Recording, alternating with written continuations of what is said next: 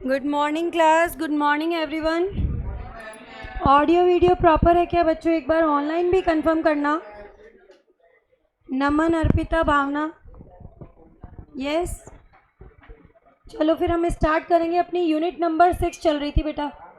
अर्ध अनुबंध के बारे में पढ़ रहे थे। संयोगिक अनुबंध के बारे में कल पढ़ा था। कुछ उसके बारे में बताओ, फिर आगे कंटिन्यू करते हैं। कौन सी तक धारा थी आपकी? 31 से 36। 31 से 36 धारा में परिभाषा आ रही थी। 31 में याद आ रहा है? किसी कार्य को करना या ना करना किसी भावी अनिश्चित और समपार्श्विक घटना के घटने या ना घटने पर निर्भर करता है, तो इसको बोला जाएगा संयोगिक अनुबंध। उदाहरण बताओ। बीमा के अनुबंध, क्षतिपूर्ति के अनुबंध, गारंटी के अनुबंध। ठीक है, 4 विशेषताएं पढ़ी थी तुमने। कौन कौन सी थी? घटना के घटने या ना घटने पर निर्भर, घटना संपार्श्विक। ठीक है। तीसरा, वचनदाता की मात्र इच्छा नहीं होनी चाहिए। और चौथा, घटना अनिश्चित होनी चाहिए। 6 मामले थे इसके 32 से 36 के बीच में। ऐसे संयोगिक अनुबंधों का प्रवर्तन जो घटना के घटने पर निर्भर है, घटना के नहीं घटने पर निर्भर है, निश्चित समय में घटने पर निर्भर है, निश्चित समय में नहीं घटने पर निर्भर है, किसी जीवित व्यक्ति के भावी आचरण पर निर्भर, और जीवित व्यक्ति ऐसा कोई कार्य करता है कि अनुबंध को पूरा करना असंभव हो जाए। फ्रॉस्ट बनाम नाइट का केस पड़ा था, याद आ रहा है? पिता की मृत्यु के बाद तुमसे विवाह कर लूंगा, और पिता की मृत्यु से पहले किसी और से विवाह कर लिया था। असंभव कार्य वाले समझौते, यहाँ तक लिया था। मीसा क्यूरी का केस क्या था? मीसा क्यूरी का केस यही कहता है श्वेता कि दोनों पक्षकारों को जरूरी नहीं है कि प्रतिफल से लाभ हो। एक पक्षकार को तो लाभ अधिकार हित मिलेंगे, और दूसरे पक्षकार को शारीरिक क्षति भी हो सकती है, नुकसान भी हो सकता है, दायित्व भी उठाने पड़ सकते हैं। ये पढ़ा था इसके अंदर। अब आगे कंटिन्यू कर रहे हैं अर्ध अनुबंध। आज हम पढ़ेंगे अर्ध अनुबंध के मामले। अर्ध अनुबंध में हमने बोला था ना तो फिर प्रस्ताव होता है, ना ही स्वीकृति, ना ही आवश्यक तत्व होते हैं, फिर भी एक वैधानिक अनुबंध बनता है। न्याय, समता और सद्भावना के सिद्धांत पर आधारित है। जो जितने का हकदार है उसे उतना मिलना चाहिए। कोई भी किसी को नुकसान पहुंचा के अमीर नहीं बन सकता। 3 आवश्यक तत्व पढ़े थे इसके। कानून द्वारा थोपे जाते हैं, पक्षकारों द्वारा नहीं किए जाते। दूसरा क्या पढ़ा था? बहुधा धन का अधिकार है, और ज़्यादातर क्या दी जाती है? निस्तारित राशि, उचित राशि। और तीसरा हमने बोला था कि व्यक्ति लक्ष्य अधिकार है, लोक लक्ष्य अधिकार नहीं है। विशिष्ट व्यक्ति के विरुद्ध मिलेंगे, ना कि विश्व के विरुद्ध। यही पढ़े थे पॉइंट। तो अब इसी को आगे कंटिन्यू करने जा रहे हैं। अब हम लेने जा रहे हैं इसके मामले। 68 से लेकर 72 तक इसके मामले दिए गए हैं। सबसे पहले शुरू करेंगे धारा नंबर 68 से।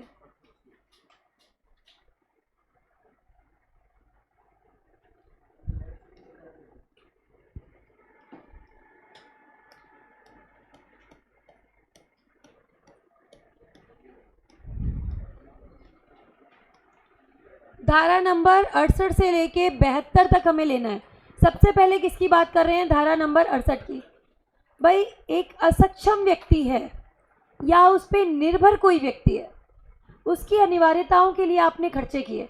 असक्षम व्यक्ति में कौन आ गया? अवयस्क आ गया, मानसिक अस्वस्थ व्यक्ति आ गया, या उन पे निर्भर कोई व्यक्ति, उनकी जीवानुकूल की अनिवार्यताओं के लिए आपने कुछ खर्चे किए, तो ये खर्चे आपको उसकी संपत्ति से मिल जाएंगे। अवयस्क की स्थिति पड़ी थी, उसमें पढ़ा था ना, अवयस्क की अनिवार्यताओं के लिए खर्चे किए, संपत्ति से मिल जाएंगे। बिल्कुल वही धारा है, धारा नंबर 68। वहाँ सिर्फ अवयस्क की बात चल रही थी, यहाँ पे क्या बोलूँगी? असक्षम पक्षकार। तो उसके अंदर क्या हुआ? मानसिक अस्वस्थ व्यक्ति भी आ गया। क्या लैंग्वेज है देखना एक बार। अनुबंध करने में असक्षम व्यक्ति को उपलब्ध कराई गई आवश्यकताओं के लिए दावा। असक्षम व्यक्ति या उन पे निर्भर कोई व्यक्ति, इनके जीवन यापन की अनुकूल आवश्यकताओं की आपूर्ति के लिए आपने कुछ खर्चा किया है, तो आपको यह अवयस्क या फिर मानसिक अस्वस्थ व्यक्ति, जो भी असक्षम व्यक्ति है, उनकी संपत्ति से देय माना जाएगा। कहना क्या चाह रहे हैं देखो, असक्षम व्यक्ति या उस पर निर्भर कोई व्यक्ति की अनिवार्यताओं के लिए आपने कुछ खर्चे किए, तो आपको उनकी संपत्ति से मिल जाएंगे धारा 68 के अनुसार। क्यों? क्योंकि आपका हक बनता है। आप एक एग्जाम्पल से समझो। एक अवयस्क था, फुटबॉल मैच खेल रहा था, राइट लेग में इंजरी हो गई। एक बंदा उसको हॉस्पिटल लेके गया, दवाइयों के लिए खर्चे किए, मिलने चाहिए कि नहीं मिलने चाहिए ये बताओ? मिलने चाहिए। मिलेंगे किसके अनुसार? अर्ध अनुबंध यानी कि गर्भित अनुबंध के अनुसार मिलेंगे। समझ आई चीज? व्यक्तिगत रूप से तो जिम्मेदार होता नहीं, किससे मिलेंगे? उसकी संपत्ति से मिलेंगे। किससे मिलेंगे? उसकी संपत्ति से मिलेंगे। और एक और एग्जाम्पल देखो, मान लो एक मानसिक अस्वस्थ व्यक्ति है ए है मानसिक अस्वस्थ व्यक्ति, इसका एक बेटा है बी जो पूरी तरीके से इसी पर निर्भर है। मिस्टर एक्स ने बी की अनिवार्यताओं के लिए खर्चे किए, ए की संपत्ति से मिलेंगे कि नहीं मिलेंगे ये बताओ? मिलेंगे। लैंग्वेज में क्या है? असक्षम व्यक्ति या उस पर निर्भर किसी व्यक्ति की अनुकूल अनिवार्यताओं के लिए आपने आपूर्ति की है तो आपको उसकी संपत्ति से मिल जाएंगे। याद रहेगा? धारा नंबर 68, इसको लगाओ, वेरी इंपॉर्टेंट। 4 नंबर तक की केस स्टडी आती है। धारा 68 में केस स्टडी आती है 4 मार्क्स की।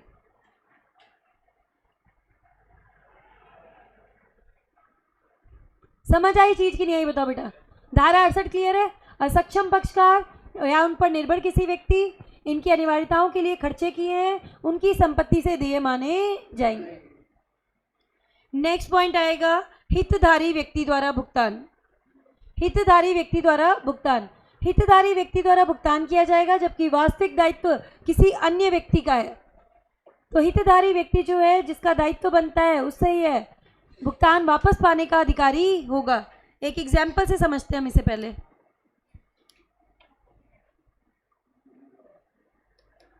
पॉइंट नंबर 2 लेने जा रहे हैं, हितधारी व्यक्ति द्वारा भुगतान।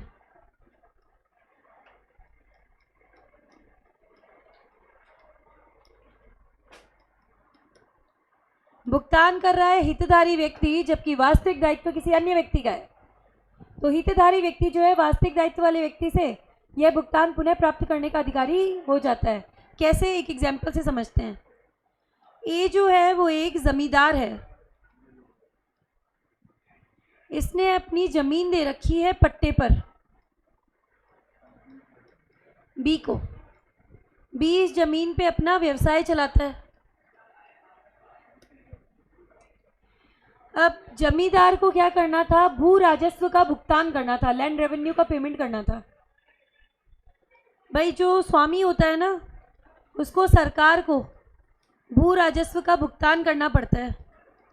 किसको करना पड़ता है? गवर्नमेंट को। ए ने भू राजस्व का भुगतान सरकार को किया नहीं। सरकार ने क्या किया? इस भूमि की नीलामी घोषित कर दी। अगर नीलामी हो जाती सबसे ज़्यादा नुकसान किसको होता है ये बताओ? बी को। उसका तो हो जाता बिजनेस चौपट। तो एक बार बी ने अपने व्यवसाय को बचाने के लिए, बी हितधारी व्यक्ति है या नहीं है बताओ? उसका हित जुड़ा हुआ है। एक बार अपने व्यवसाय को बचाने के लिए बी ने ये भुगतान जो है वो सरकार को कर दिया। करना किसको चाहिए था? ए को। किया किसने? बी ने। अर्ध अनुबंध क्या कहता है? जो जितने का हकदार है उसे उतना मिलना चाहिए। बी यह भुगतान ए से प्राप्त करने का अधिकारी है। बी यह भुगतान ए से प्राप्त करने का अधिकारी है। ये है तुम्हारा सेकंड पॉइंट, हितधारी व्यक्ति द्वारा भुगतान। हितधारी व्यक्ति द्वारा भुगतान किया गया है, वास्तविक दायित्व किसी अन्य व्यक्ति का है। तो हितधारी व्यक्ति यह किया गया भुगतान वास्तविक दायित्व वाले व्यक्ति से पाने का अधिकारी बन जाता है। किसके अनुसार? अर्ध अनुबंध के अनुसार। अब इसको एक बार दोबारा देख लो।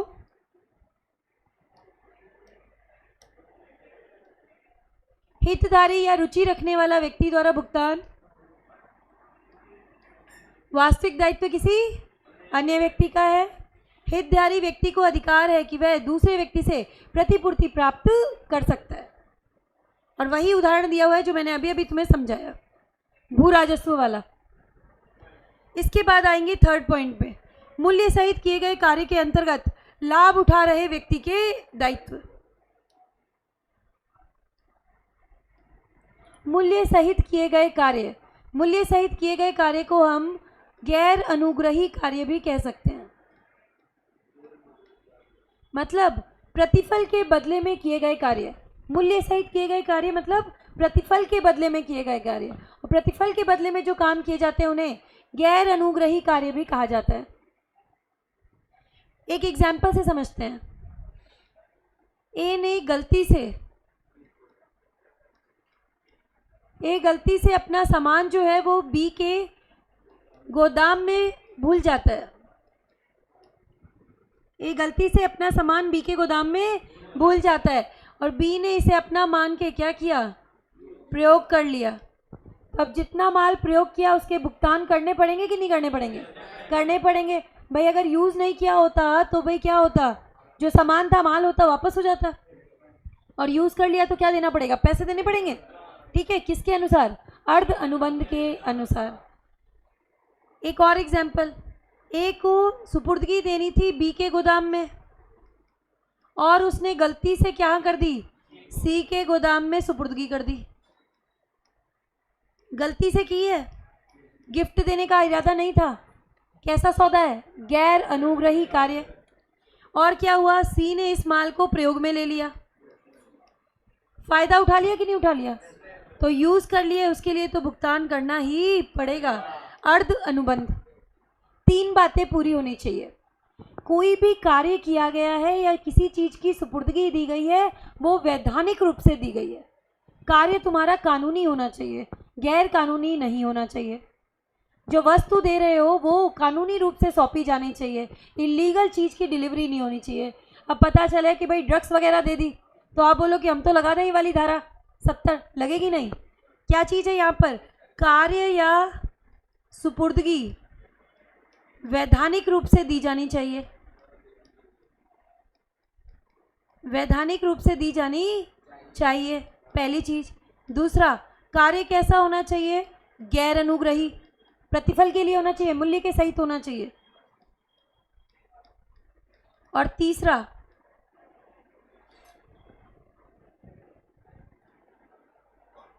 एक पक्षकार लाभ उठाता है तो जो पक्षकार लाभ उठा रहा है उसे दूसरे पक्षकार को प्रतिपूर्ति देनी पड़ेगी। यह है तुम्हारा अर्ध अनुबंध। कौन सी धारा है? धारा नंबर है 70। देखो 68 एग्जाम में पूछी हुई है, 69 पूछी हुई है, 70 अभी पूछी नहीं है। 69 और 68 दो को तो इंपॉर्टेंट लगा लेना। धारा 68 और धारा 69, इसको देखो एक बार यहां से।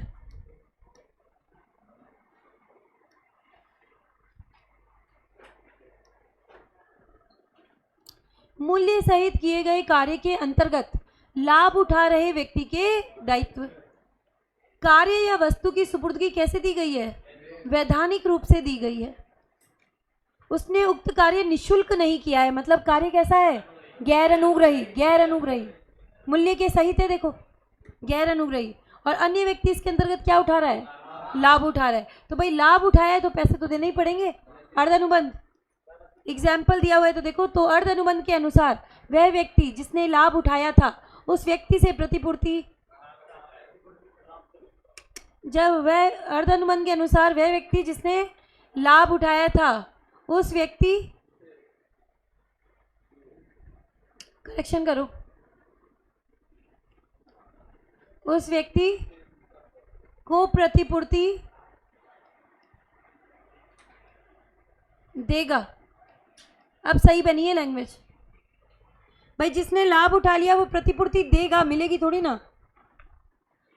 तो अर्ध अनुबंध के अनुसार वह व्यक्ति जिसने लाभ उठाया था उस व्यक्ति को प्रतिपूर्ति देगा जो इसका हकदार है, जो इसका हकदार है।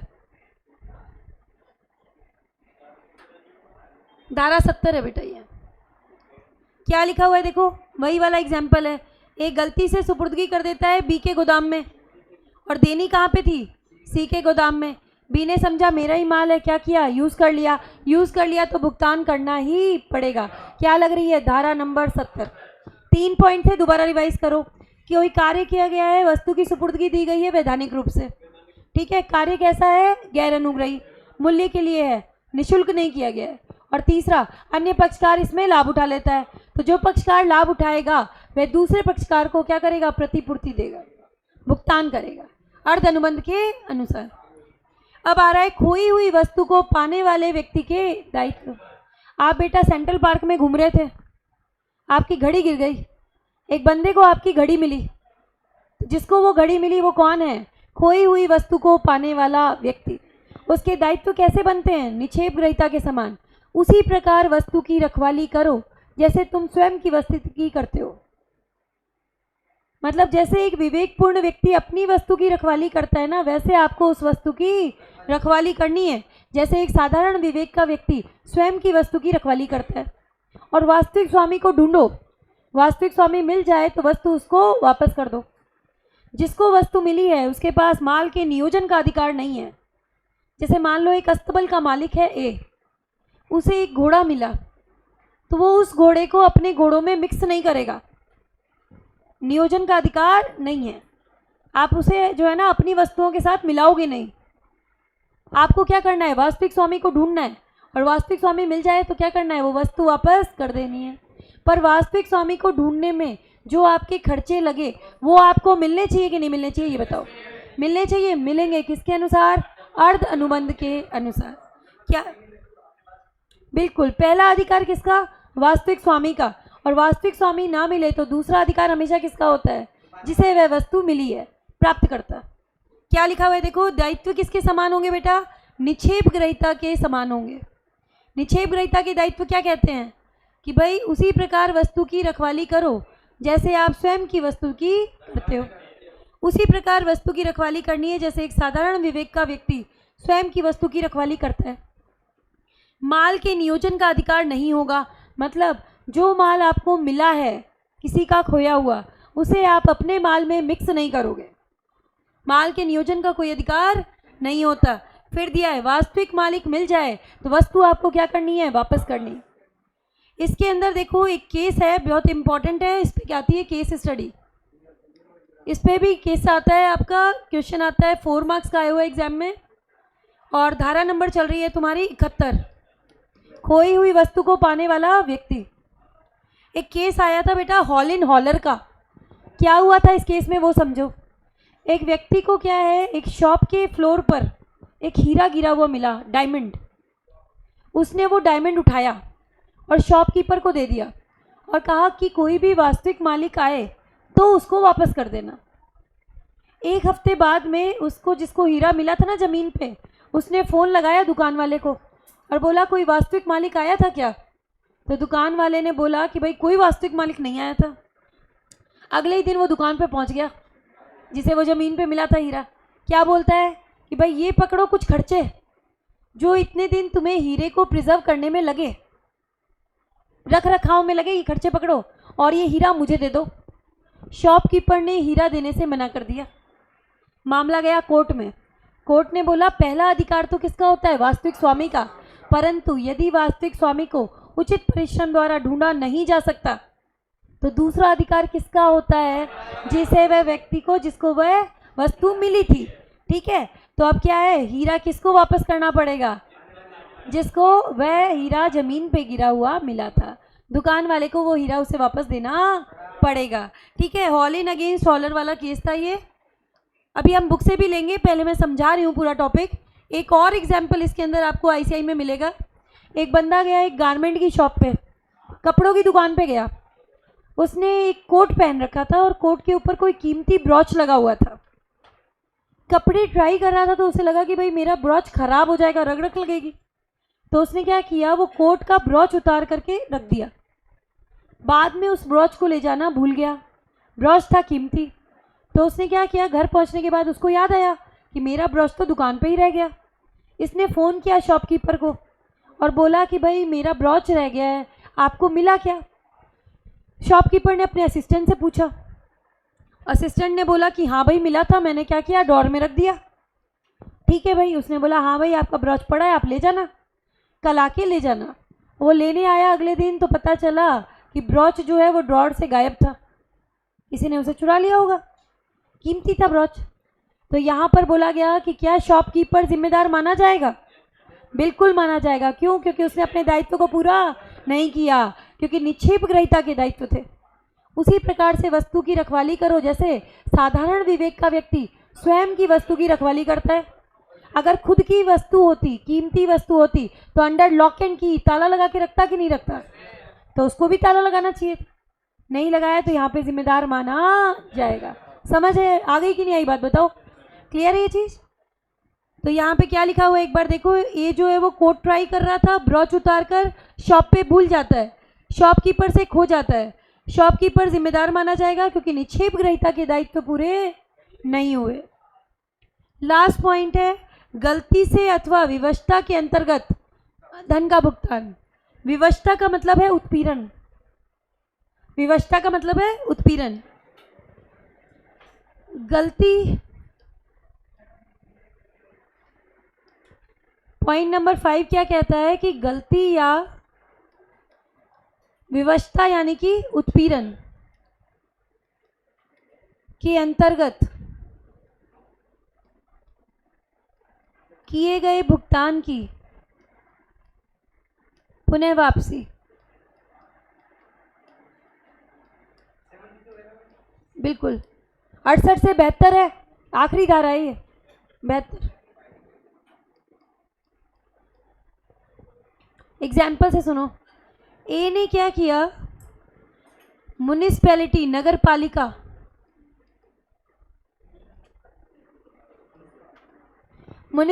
नगर पालिका वालों को कर का भुगतान कर दिया, जबकि उसका कर देने का दायित्व ही नहीं बनता था। यह भुगतान किसके अंतर्गत किया गया है? गलती के अंतर्गत किया गया है। तो म्युनिसिपैलिटी वालों को यह भुगतान ए को वापस करना पड़ेगा। एक और एग्जाम्पल तुम्हें यूनिट नंबर 1 में दिया था। ए और बी दो भाई थे, इन्होंने उधार लिए थे सी से कितने रुपए? 20,000 रुपये। जब पैसे हो गए तो ए ने सी को 20,000 वापस कर दिए। अपने भाई बी को बताना भूल गया, बी ने भी सी को कितने वापस कर दिए? 20,000। सी ने दिए कितने थे? 20, मिल गए 40,000। गलत है कि नहीं है? अर्ध अनुबंध कहता है कि भाई इन सी को क्या करना पड़ेगा, इन भाइयों को 20,000 वापस करने पड़ेंगे। क्यों? क्योंकि यह भुगतान गलती के अंतर्गत किया गया है। गलती वाला पॉइंट समझ में आया? अब बात करेंगे विवशता यानी उत्पीड़न के बारे में। ए जो है वो एक ट्रैम कार में सफ़र कर रहा था। इंग्लिश वाली बुक में तो ट्रैम बस लिखा हुआ है, आपके में ट्रैम कार लिखा हुआ है। ए जो है ट्रैम कार में ट्रैवल कर रहा था, यात्रा कर रहा था, और वो भी बिना टिकट के। टिकट चेकर आया, उसने बोला कि भाई तुम बिना टिकट के यात्रा कर रहे हो, तुम्हें इस तरीके से दंडित किया जाएगा, तुम्हें 2 साल की तो जेल हो जाएगी, तुम्हारे खिलाफ इतना जुर्माना लगाया जाएगा। तो तुम मुझे क्या करो, दंड के रूप में, मतलब अनुचित राशि होती है हमेशा दंड, तो दंड के रूप में कोई भी अमाउंट दे दिया। आपकी बुक में आपको मिलेगा 5 रुपये। बोलोगे मैम ये क्या अमाउंट हुआ? पर वो केस बहुत पुराना है बेटा, उस समय 5 रुपये की भी कीमत होती थी। ठीक है, तो वो टिकट चेकर जो है उसने दंड के रूप में उससे डरा के धमका के एक अमाउंट वसूल कर लिया। अब भाई अभी तो यात्रा करनी थी तो ये चुप रहा। जब ये अपने डेस्टिनेशन पे पहुंच गया, उसके बाद में इसने उस कंपनी पर केस फाइल कर दिया जो ये ट्रैम कार चलाती है, और बोला आपके एम्प्लॉयज़ तो रिश्वत लेते हैं, इस तरीके से मुझे डरा के धमका करके मुझसे पैसा वसूल किया गया है। निर्णय क्या दिया गया कि ये जो अमाउंट इससे डरा धमका के वसूला गया है ना, ये वापस करना पड़ेगा ए को। अब बोलोगे मैम गलती ए की भी तो थी, बिना टिकट के ट्रैवल कर रहा था। ए टिकट के पैसे तो बेटा देने को तैयार है, वो टिकट के पैसे नहीं, वो तो क्या कर रहा है, अनुचित राशि मांग रहा है जो देना ज़रूरी नहीं है। समझ आया कि नहीं आया? उससे बड़ी गलती किसकी है? इनके एम्प्लॉयज़ की, जो क्या मांग रहे हैं, रिश्वत। समझ आई चीज़ कि नहीं आई? बताओ बेटा। तो उत्पीड़न के अंतर्गत भुगतान किया गया था, वापस होगा। अगर आप याद करो, उत्पीड़न के प्रभाव पड़े थे। उत्पीड़न के प्रभाव में 3 पॉइंट थे। पहला पॉइंट कहता था अनुबंध होता है व्यर्थनीय। दूसरे में पढ़ा था पीड़ित पक्षकार ने लाभ प्राप्त किया, वापस करो। तीसरा पॉइंट पढ़ा था तो मैंने यही बोला था, दोषी पक्षकार ने उत्पीड़न द्वारा कोई धन प्राप्त किया है तो वह उसे वापस करना पड़ेगा। वो ये चल रही है धारा नंबर 72। धारा नंबर 72, मैंने आपको डराया धमकाया और आपसे 10 लाख रुपए प्राप्त कर लिए, तो अर्ध अनुबंध क्या कहता है, ये 10 लाख रुपए मैं अपने पास नहीं रख सकती, जो जितने का हकदार है उसे उतना ही मिलना चाहिए। ये 10 लाख रुपए मुझे आपको वापस करने पड़ेंगे, क्योंकि भुगतान किसके द्वारा प्राप्त हुआ है? उत्पीड़न द्वारा। क्लियर है क्या? बताओ। तो पूरा समझ में आ गया क्या? एक बार दोबारा रिवाइज करो, फिर हम आईसीआई से लेने जा रहे हैं टॉपिक को। 68 से 72 तक की धारा थी। धारा नंबर 68 क्या कहती है? असक्षम पक्षकार या उन पे निर्भर कोई व्यक्ति की अनिवार्यताओं के लिए आपने खर्चे किए हैं तो उनकी संपत्ति से देय माने जाएंगे। यही थी धारा 68। फिर उसके बाद में आए थे धारा नंबर 69 पर, हितधारी व्यक्ति द्वारा किया गया भुगतान वास्तविक दायित्व किसी अन्य व्यक्ति का है। तो भाई हितधारी व्यक्ति यह भुगतान वास्तविक दायित्व वाले व्यक्ति से प्राप्त करने का अधिकारी है। यही पढ़ा था अपन ने। इसके बाद में वही एग्जाम्पल लिया था जमींदार वाला। फिर आगे थे धारा नंबर 70 पर। धारा 70 क्या कहती थी कि भाई शुल्क के लिए कोई कार्य किया गया है तो भाई कार्य या वस्तु की सुपुर्दगी वैधानिक रूप से दी गई है। कार्य है तुम्हारा कैसा? गैर अनुग्रही, और दूसरा पक्षकार उसमें लाभ उठाता है। तो जिसने लाभ उठाया वह दूसरे पक्षकार को प्रतिपूर्ति देगा। ए ने गलती से सामान भूल गया बी के गोदाम में, बी ने प्रयोग में ले लिया। अर्ध अनुबंध कहता है जो माल तुमने प्रयोग में लिया है उसका भुगतान तुम्हें करना पड़ेगा। फिर आगे थे हम धारा नंबर 71 पे। खोई हुई वस्तु को पाने वाला व्यक्ति। दायित्व किसके समान होते हैं बेटा? निक्षेप ग्रहीता। उसी प्रकार वस्तु की रखवाली करो जैसे साधारण विवेक का व्यक्ति स्वयं की वस्तु की करता है। वास्तविक स्वामी मिल जाए तो उसे वस्तु वापस कर दो। आपके पास वस्तु के नियोजन का कोई अधिकार नहीं है। ठीक है। क्वेस पढ़ा था कौन सा? हॉल इन हॉलर वाला। डायमंड गिला हुआ मिलता है फ्लोर में। एक एग्जाम्पल दिया मैंने, वो कपड़ों वाला तुम्हें ब्रॉच भूल जाता है। ठीक है। फिर लास्ट पॉइंट आया था गलती व उत्पीड़न द्वारा किया गया भुगतान वापस करना पड़ेगा। तो ये सारा हमने लिया। आप टॉपिक लेने जा रहे हैं एक बार आईसीआई से।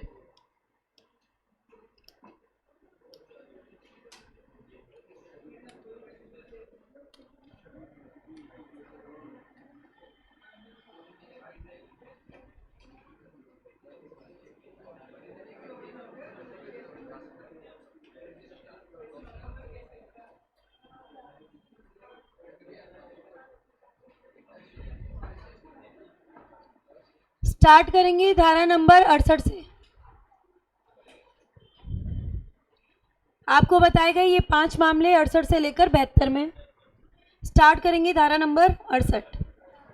धारा 68 को इम्पोर्टेंट लगा लेना, प्रैक्टिकल केस स्टडी में बहुत काम आती है। पेज नंबर कौन सा चल रहा है? ये 1.100। क्या लिखा हुआ है देखना एक बार।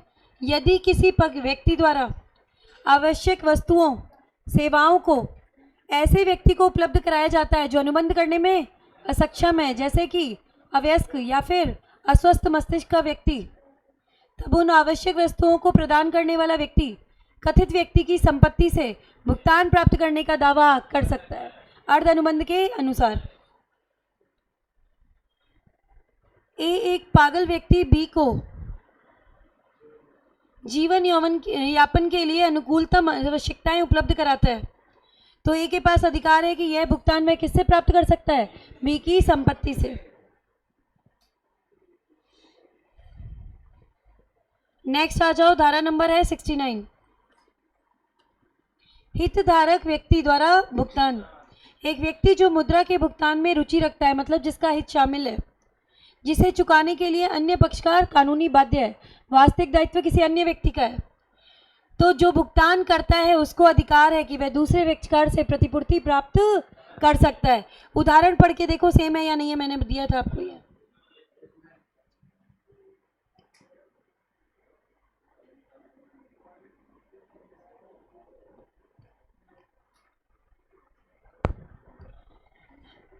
जो लैंड है ना उसके ऊपर टैक्स लगता है, भू राजस्व या लगान बोल रखा है जिसको। देखो पेमेंट नहीं किया तो सरकार ने क्या किया? बिक्री का विज्ञापन दे दिया। लैंड रेवेन्यू एक्ट की बात करें, मालगुजारी कानून के अंतर्गत लैंड रेवेन्यू होता है बेटा, जिसके अंदर मालिक को क्या करना पड़ता है? टैक्स देना पड़ता है अपने लैंड पे। बी के पट्टे को निरस्त हो जाता है ये। अगर ये विक्रय हो जाता तो भाई पट्टा निरस्त हो जाता, बी को सबसे ज़्यादा नुकसान होता, उसका व्यवसाय चौपट हो जाता। बी बन गया हितधारी व्यक्ति। तो बिक्री को रुकवाने के लिए, पट्टे को निरस्त होने से बचाने के लिए उसने एक बार सरकार को ये रकम चुका दी। अब बी द्वारा इस प्रकार चुकाई गई राशि के लिए बाध्य होगा। जिसका वास्तविक दायित्व बनता है उसे क्या करना पड़ेगा, हितधारी व्यक्ति को प्रतिपूर्ति देनी पड़ेगी। यही पढ़ा था अपन ने। अब आ जाओ किस पे, धारा नंबर 70 पे। धारा 70 जो है उसके पहले तो 3 पॉइंट पढ़ते हैं। इससे यह निष्कर्ष निकलता है कि मुकदमा में सफल होने के लिए वादी को 3 बातें सिद्ध करनी पड़ेंगी। पहला, जो कार्य किया गया है, जिस वस्तु की सुपुर्दगी दी गई है वो कैसे दी गई है, वैधानिक रूप से। दूसरा, कार्य निःशुल्क नहीं किया गया है, मतलब कार्य कैसा है, गैर अनुग्रही। और जिस व्यक्ति के लिए कार्य किया गया है उसने क्या कर लिया, लाभ उठा लिया। तो जिसने लाभ उठाया है उसे वास्तविक जिसको मिलना चाहिए उसको प्रतिपूर्ति देनी पड़ेगी। जो एग्जाम्पल मैंने आपको दिया वो देखो एक बार, उदाहरण करके दिया हुआ है, देखो ये वाला। पहले तो ये वाला पढ़ो। अ नामक एक व्यापारी गलती से बी के घर पर अपना सामान छोड़ देता है। बी इस माल को अपना समझकर काम में लेता है, भुगतान करना पड़ेगा। अब इसी 3 पॉइंटों को जोड़ दो तो आपकी लैंग्वेज बन जाएगी ये वाली। देखो एक बार, वैध रूप से किसी अन्य व्यक्ति के लिए कोई कार्य करता है या वस्तु उपलब्ध करवाता है और दूसरा व्यक्ति उस कार्य का क्या उठा लेता है, लाभ उठा लेता है, तो वह उस कार्य या वस्तु के लिए पहले व्यक्ति को उचित हर्जाने देने के लिए बाध्य होगा। धारा नंबर 70। अब इसके अंदर एक केस आ रहा है बेटा। केस का नाम तो आपको नहीं करना, पर मैं मैटर आपको ज़रूर समझाऊंगी। हुआ क्या था इस केस में, देखो। के जो है वो एक सरकार का कर्मचारी है, सरकारी कर्मचारी। एग्जाम्पल से समझाती हूँ, देखो इसको एक बार।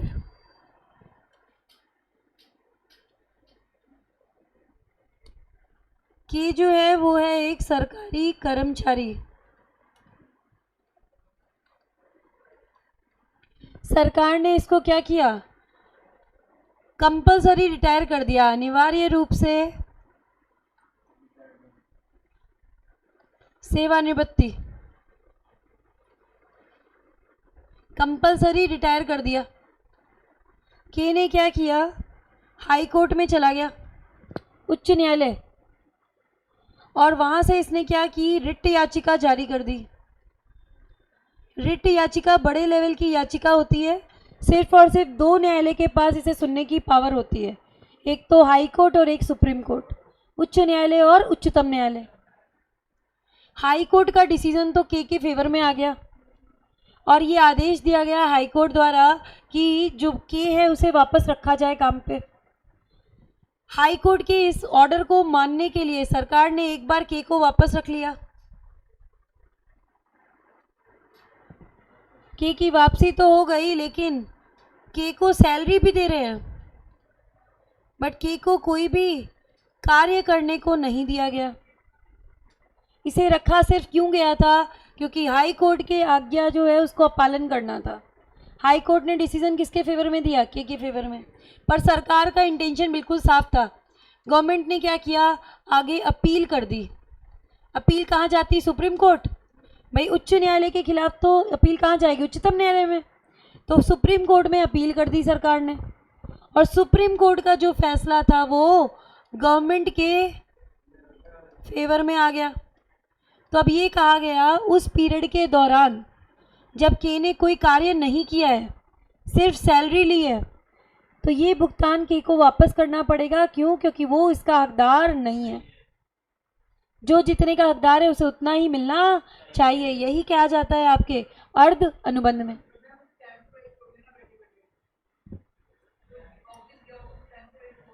हाँ, उसकी इच्छा है भाई। गवर्नमेंट ने तो पहले ही कह दिया ना कि भाई हम तो कंपलसरी रिटायर कर रहे हैं।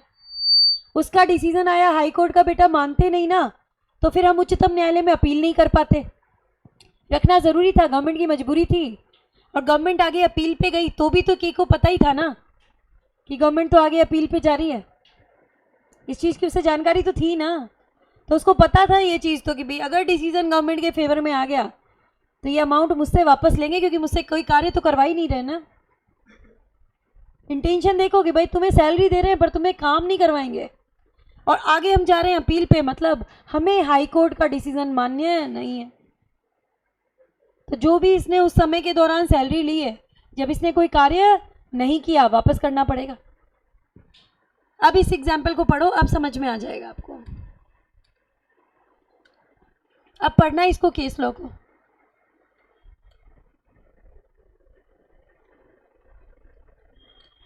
एक सरकारी कर्मचारी के सरकार द्वारा अनिवार्य तौर पर रिटायर हो गया।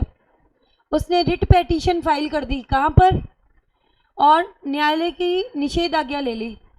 उसे बहाल कर दिया गया, मतलब वापस रख लिया गया, वेतन दे दिया गया, परंतु कोई काम नहीं दिया गया। तथा इस दौरान सरकार ने क्या की, अपील कर ली। अपील सरकार के पक्ष में निर्णित हुई कि को बहाल होने की अवधि के दौरान दिए गए वेतन को वापस करने का निर्देश दिया गया। समझ आई चीज़ की नहीं, ये बताओ बेटा। ये भी क्या है तुम्हारा अर्ध अनुमान। उस पीरियड के दौरान आपने कोई काम तो नहीं किया ना, तो आप उसके हकदार नहीं हो। जो जितने का हकदार है उसे उतना ही मिलना चाहिए। समझ आ गई धारा नंबर, समझ आई कि नहीं, ये बताओ। धारा 70। अब आ रहे हैं धारा नंबर 71 पर। खोई हुई वस्तु को पाने वाले व्यक्ति का दायित्व। एक व्यक्ति जो किसी अन्य व्यक्ति की खोई हुई वस्तु को पाता है या उसे अपने अधिकार में ले लेता है, तब ऐसे व्यक्ति के दायित्व एवं अधिकार बिल्कुल किसके समान होंगे, निक्षेप ग्रहीता या निक्षेपिति के समान होंगे। निक्षेपिति के दायित्व क्या कहते हैं, उसी प्रकार वस्तु की रखवाली करो जैसे एक साधारण विवेक का व्यक्ति स्वयं की वस्तु की करता है। अब ये तीनों पॉइंट पढ़ो, सेम है या नहीं है। संपत्ति की पूरी सावधानी रखनी होगी, बिल्कुल उसी प्रकार जैसे एक साधारण व्यक्ति का विवेक का व्यक्ति अपनी स्वयं की वस्तु की रखवाली करता है। माल के नियोजन का कोई अधिकार नहीं होगा, मतलब माल जो है अपने माल के साथ मिक्स नहीं करोगे। नेक्स्ट आ रहा है, वास्तविक मालिक मिल जाता है तो क्या करना पड़ेगा, माल को वापस करना पड़ेगा। हॉल इन हॉलर का केस पढ़ना एक बार, समझाया था ना मैंने तुम्हें, पढ़ना एक बार। सेम है कि नहीं है मुझे बताना।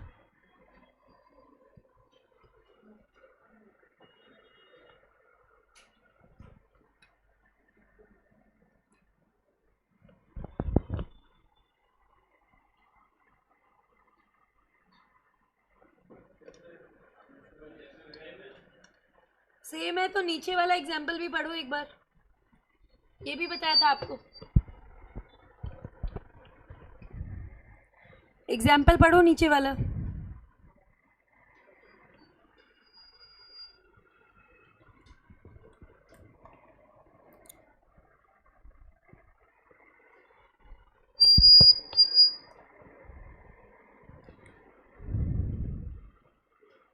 ठीक है क्या, बताओ।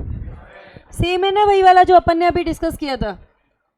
अब इसके बाद में आ रहा है गलती से अथवा विवशता के कारण धन का भुगतान। धारा नंबर 72 चल रही है अब आपकी।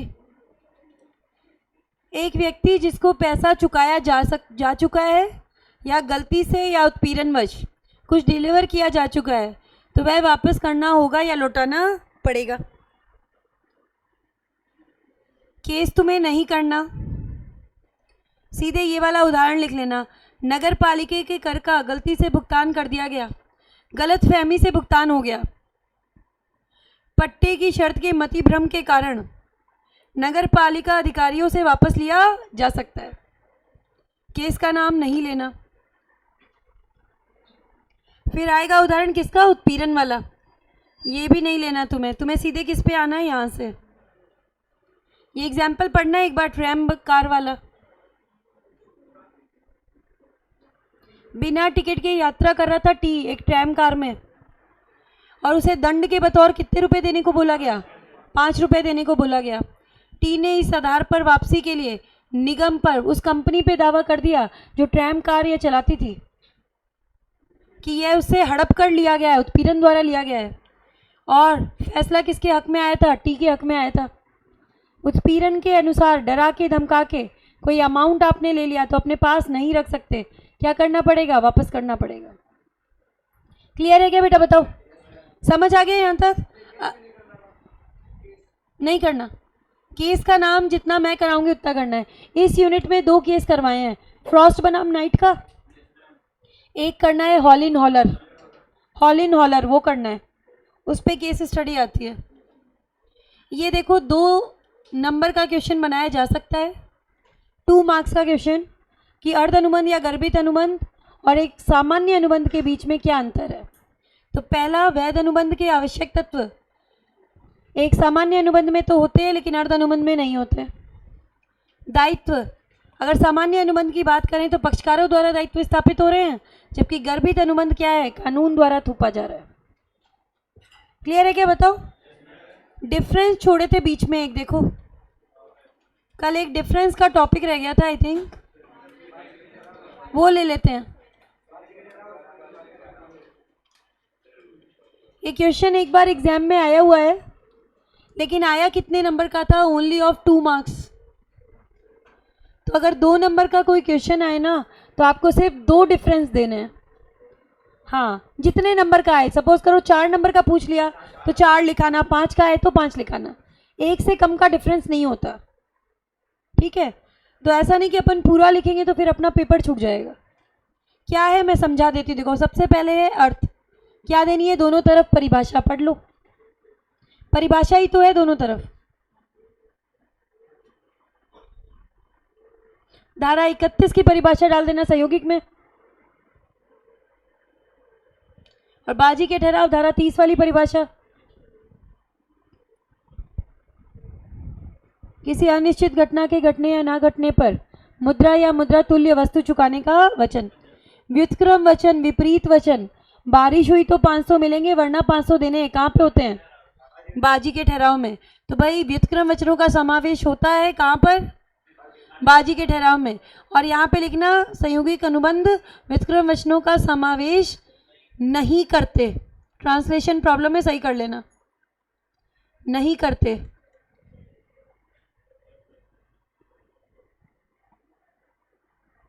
बाजी के ठहराव में आपको पता है विपरीत वचन होते हैं, कि बारिश हुई तो 500 मिलेंगे वरना 500 देने हैं, जबकि संयोगिक अनुबंध में विपरीत वचन नहीं होते। अनिश्चित घटना, भाई घटना तो दोनों में ही अनिश्चित है। संयोगिक में कैसी होती है, समपार्श्विक, और यहाँ पर कैसी होती है, अहम घटक, मुख्य। घटना मुख्य होती है तो किस में जाती है, बाजी के ठहराव में। समपार्श्विक होती है तो किस में जाती है, संयोगिक अनुबंध में। अनुबंध की प्रकृति, संयोगिक की प्रकृति बाजी के ठहराव जैसी नहीं है, पर बाजी के ठहराव की प्रकृति संयोगिक है। संयोगिक मतलब घटना के घटने या ना घटने पर निर्भर। तो भाई बाजी के ठहराव भी घटना के घटने या ना घटने पर निर्भर है। तो हमने बोला बाजी के ठहराव की प्रकृति कैसी हुई, संयोगिक। लेकिन संयोगिक अनुबंध की बात करें तो क्या वहाँ पे शर्त लगाई जाती है, सॉरी क्या वहाँ पे सट्टे लगाए जाते हैं, नहीं लगाए जाते ना। तो वहाँ पे क्या बोलेंगे हम कि संयोगिक अनुबंध की प्रकृति बाजी के अनुबंध जैसी नहीं हो सकती। अनुबंध करने वाले पक्षकारों का हित, संयोगिक अनुबंध का उदाहरण था बीमा का अनुबंध। तो मैंने एग्जाम्पल दिया था आपको कि आप उसी की इंश्योरेंस कराते हो, या तो खुद की या खुद की संपत्ति की, जिसमें आपका क्या होता है, हित होता है। तो भाई संयोगिक अनुबंध में तो हित शामिल होता है, जबकि यहाँ पर बाजी के ठहराव में पक्षकारों का कोई भी संपत्ति में हित नहीं होता। हानि या लाभ की पारस्परिकता का सिद्धांत, एक पक्षकार जीतेगा तो दूसरा हारेगा, ऐसा कहाँ होता है, बाजी के ठहराव में। तो बाजी का अनुबंध भाग्य का खेल है, जिसमें जीतना और हारना ही मायने रखता है। तो बाजी का ठहराव तो हानि या लाभ के पारस्परिक सिद्धांत पर आधारित है, एक जीतेगा तो दूसरा हारेगा। दूसरी तरफ संयोगिक अनुबंध इस सिद्धांत पर आधारित नहीं होते। इजी लैंग्वेज में बताऊं, बाजी के ठहराव में जो सिचुएशन है वो ये है कि एक पक्षकार जीतेगा तो एक हारेगा, विन लूज सिचुएशन है, विन लूज सिचुएशन है, एक जीतेगा तो एक हारेगा। संयोगिक अनुबंध में विन विन सिचुएशन है, दोनों का ही फायदा है। भाई एक तरफ से इंश्योरेंस कंपनी को प्रीमियम मिल रहा है और दूसरी तरफ से आपको गारंटी मिल रही है कि कल को कोई कैजुअलिटी हुई तो हमें मुआवजा मिल जाएगा, विन विन सिचुएशन होती है। ये डिफरेंस है। फिर है अनुबंध का प्रभाव, संयोगिक सामान्यतः कैसे होते हैं, वैध। बाजी के ठहराव सामान्यतः कैसे होते हैं, व्यर्थ। महाराष्ट्र गुजरात में अवैध। क्लियर है क्या, बताओ। यूनिट नंबर 6 हमने फिनिश की है। 2 नंबर का है, कोई भी 2 आप डिफरेंस दे सकते हो, नहीं इनमें से ही डाल के आना। क्योंकि आईसीआई के जो आंसर में जाएगा ना बेटा, आईसीआई के आंसर में ये वाले सारे पॉइंट्स आएंगे एज इट इज़ छप के। अब इनमें से कोई भी 2 आपने सही से दे दिए ना, 2 नंबर का क्वेश्चन है तो आपको फुल मिल जाएंगे, पर वो होने इनमें से 2 चाहिए। अंतर के आधार के अनुसार, अंतर के आधार के भी नंबर होते हैं। 3 कॉलम बना के आने हैं, सीधे 2 कॉलम से काम नहीं चलेगा। समझ आई बात की नहीं आई बताओ बेटा। अब इस यूनिट में अर्ध अनुबंध में क्या पढ़ा, फटाफट रिवाइज करते हैं। यूनिट नंबर 1 पे जाएंगे, फिर वस्तु विक्रय अधिनियम की। यूनिट नंबर 6 के अंदर हमने क्या पढ़ा सबसे पहले, सॉरी ये अर्ध अनुबंध में क्या पढ़ा। अर्ध अनुबंध में आज हमने सबसे पहले पढ़ा धारा 68 के बारे में। असक्षम पक्षकार उन पे निर्भर किसी व्यक्ति अनिवार्यताओं के लिए खर्चा किया उनकी संपत्ति से देय माना जाएगा, धारा नंबर 68। धारा 69, हितधारी व्यक्ति ने भुगतान किया, वास्तविक दायित्व अन्य व्यक्ति का। ठीक है, तो जो हितधारी व्यक्ति है वह दूसरे पक्षकार से प्रतिपूर्ति प्राप्त करने का अधिकारी होगा। जमींदार वाला एग्जाम्पल लिया। धारा नंबर 70, गैर अनुग्रही कार्य और दूसरे पक्षकार ने उसके अंतर्गत क्या उठा लिया, लाभ। ठीक है, तो जिसने लाभ उठाया है वह दूसरे पक्षकार को प्रतिपूर्ति देगा। गोदाम वाला एग्जाम्पल दिया था, गलती से सामान भूल गया और गोदाम वाले ने यूज कर लिया। फिर हमने लिया था खोए हुए वस्तु को पाने वाला व्यक्ति, धारा नंबर 71। इसमें हमने बोला कि भाई दायित्व कैसे, निक्षेप ग्रहीता के समान। वास्तविक स्वामी को ढूंढो, वस्तु वापस कर दो। माल के नियोजन का कोई अधिकार नहीं है, और अगर वास्तविक स्वामी नहीं मिलता तो अधिकार तुम्हारा ही है। हॉल इन हॉलर वाला केस, पहला अधिकार किसका, वास्तविक स्वामी। ना मिले दूसरा अधिकार हमेशा किसका माना जाता है, जिसे वह वस्तु प्राप्त हुई है। यही था। फिर इसके बाद में हमने क्या पढ़ा, हमने पढ़ा था धारा नंबर 72, गलती या विवशता के अंतर्गत भुगतान किया गया है तो वापस करना पड़ेगा। यही पढ़ा था। अब इसके मैं तुम्हें क्वेश्चन करवा रही हूँ 1-2 नई वाली बुक से।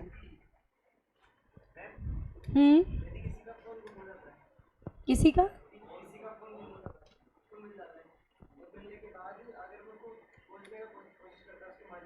हाँ नहीं मिलता तो मान लो वस्तु तुम्हारी है।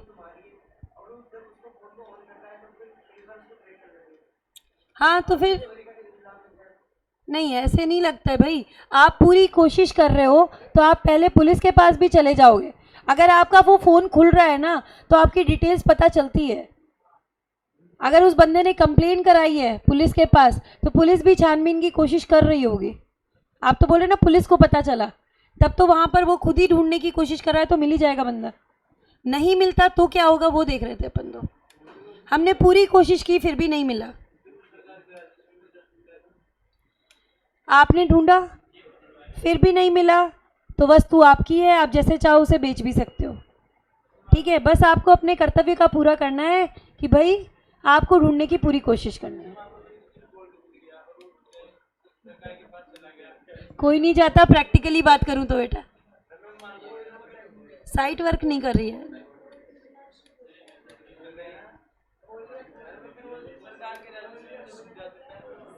हाँ बिल्कुल जाएगा, लेकिन ऐसा अगर प्रैक्टिकली सोचो, किसी को गोल्ड मिला कोई जाएगा ही नहीं, और अगर मिल भी गया तो बोले किसका है, तो बोले सभी लोग बोलेंगे हमारा है। ठीक, प्रैक्टिकली बात करें तो ऐसा होता नहीं है। अब वो एग्जाम्पल देखो अपना हॉल इन हॉलर वाला, हॉल इन हॉलर वाले एग्जाम्पल के अंदर बेटा अगर देखा जाए सारे ईमानदार। वो कहता है कि भाई कोई आए तो दे देना। पहले तो शॉपकीपर को पकड़ा के गया, खुद ने नहीं रखा। आजकल तो किसी को 10 रुपये का नोट भी मिलता है तो पहले उस पर पैर रख देता है कि कोई दूसरा देख ना ले।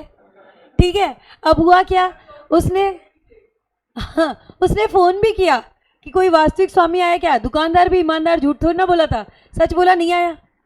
अब वो लेने पहुंच गया, अब देना पड़ेगा।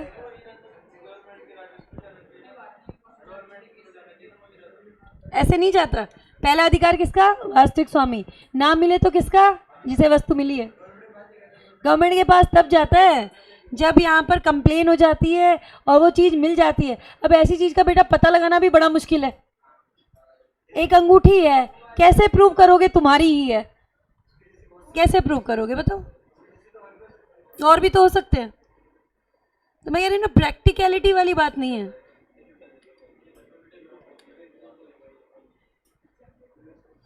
खुल क्यों नहीं रहा,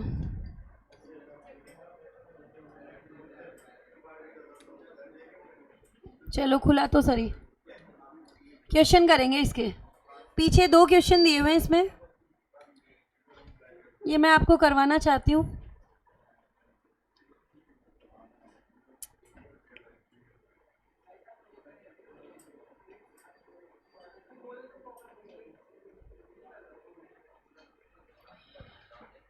भाई आईसीआई की जो न्यू वाली मॉड्यूल है उसके अंदर से क्वेश्चन देख रहे हैं यूनिट नंबर 6 के। क्या दिया हुआ है देखना एक बार। आंसर आप बताओगे, मैंने आपको टॉपिक एक्सप्लेन कर दिया ना, आंसर आपको बताना है क्वेश्चन नंबर 2 का।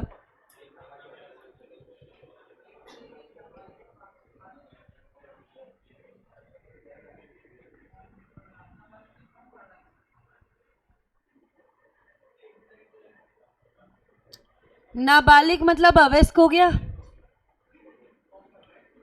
अनिवार्यताओं के लिए खर्चे हुए हैं। संपत्ति कितने की है? 9 लाख की। बोलो भाई, संपत्ति से देय माना जाएगा। धारा नंबर क्या लगा दोगे? 68। अब आ जाओ थर्ड पे, यहाँ थोड़ा दिमाग लगाना।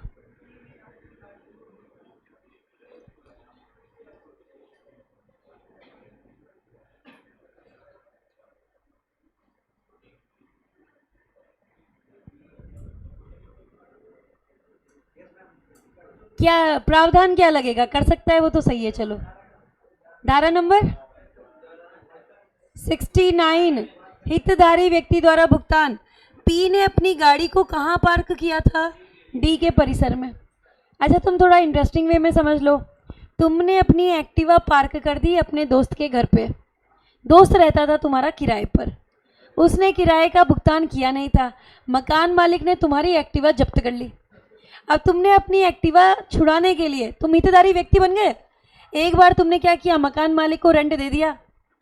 अब अपने दोस्त से वसूलोगे कि नहीं वसूलोगे? तो भाई क्या है? धारा नंबर 69, हितधारी व्यक्ति द्वारा भुगतान है। वास्तविक दायित्व किसी अन्य व्यक्ति का है, तो हितधारी व्यक्ति यह भुगतान अन्य पक्षकार से प्रतिपूर्ति प्राप्त करने का अधिकारी होगा। समझ आया कि नहीं आया बताओ? पी ने अपनी गाड़ी डी के परिसर में छोड़ दी। डी के मकान मालिक ने देय किराए के खिलाफ गाड़ी को जब्त कर लिया। पी ने किराए का भुगतान कर दिया, वो तो हितधारी व्यक्ति। भाई गाड़ी छुड़ानी थी अपनी गाड़ी को छुड़ा लिया, तो क्या पी डी से राशि वसूल कर सकता है? बिल्कुल कर सकता है। धारा नंबर 69। समझ आ गई चीज?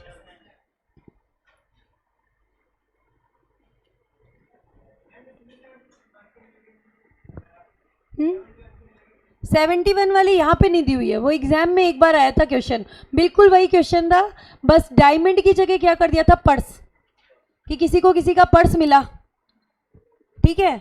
अब उसने क्या किया? वो पर्स जो है शॉपकीपर को दे दिया कि भाई कोई आए तो दे देना। फिर पूछता है कि कोई आया क्या? नहीं आया, तो बोलता है मुझे वापस कर दो, तो अब वो शॉपकीपर मना कर देगा। तो क्या लगाओगे? खोई हुई वस्तु को पाने वाले व्यक्ति के दायित्व। धारा नंबर 71।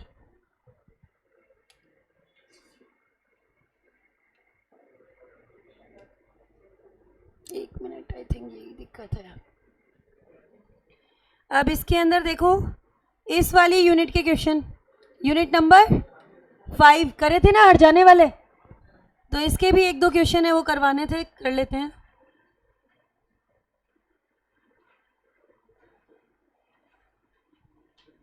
प्रैक्टिकल बेसिकली करवा रही हूं मैं तुम्हें।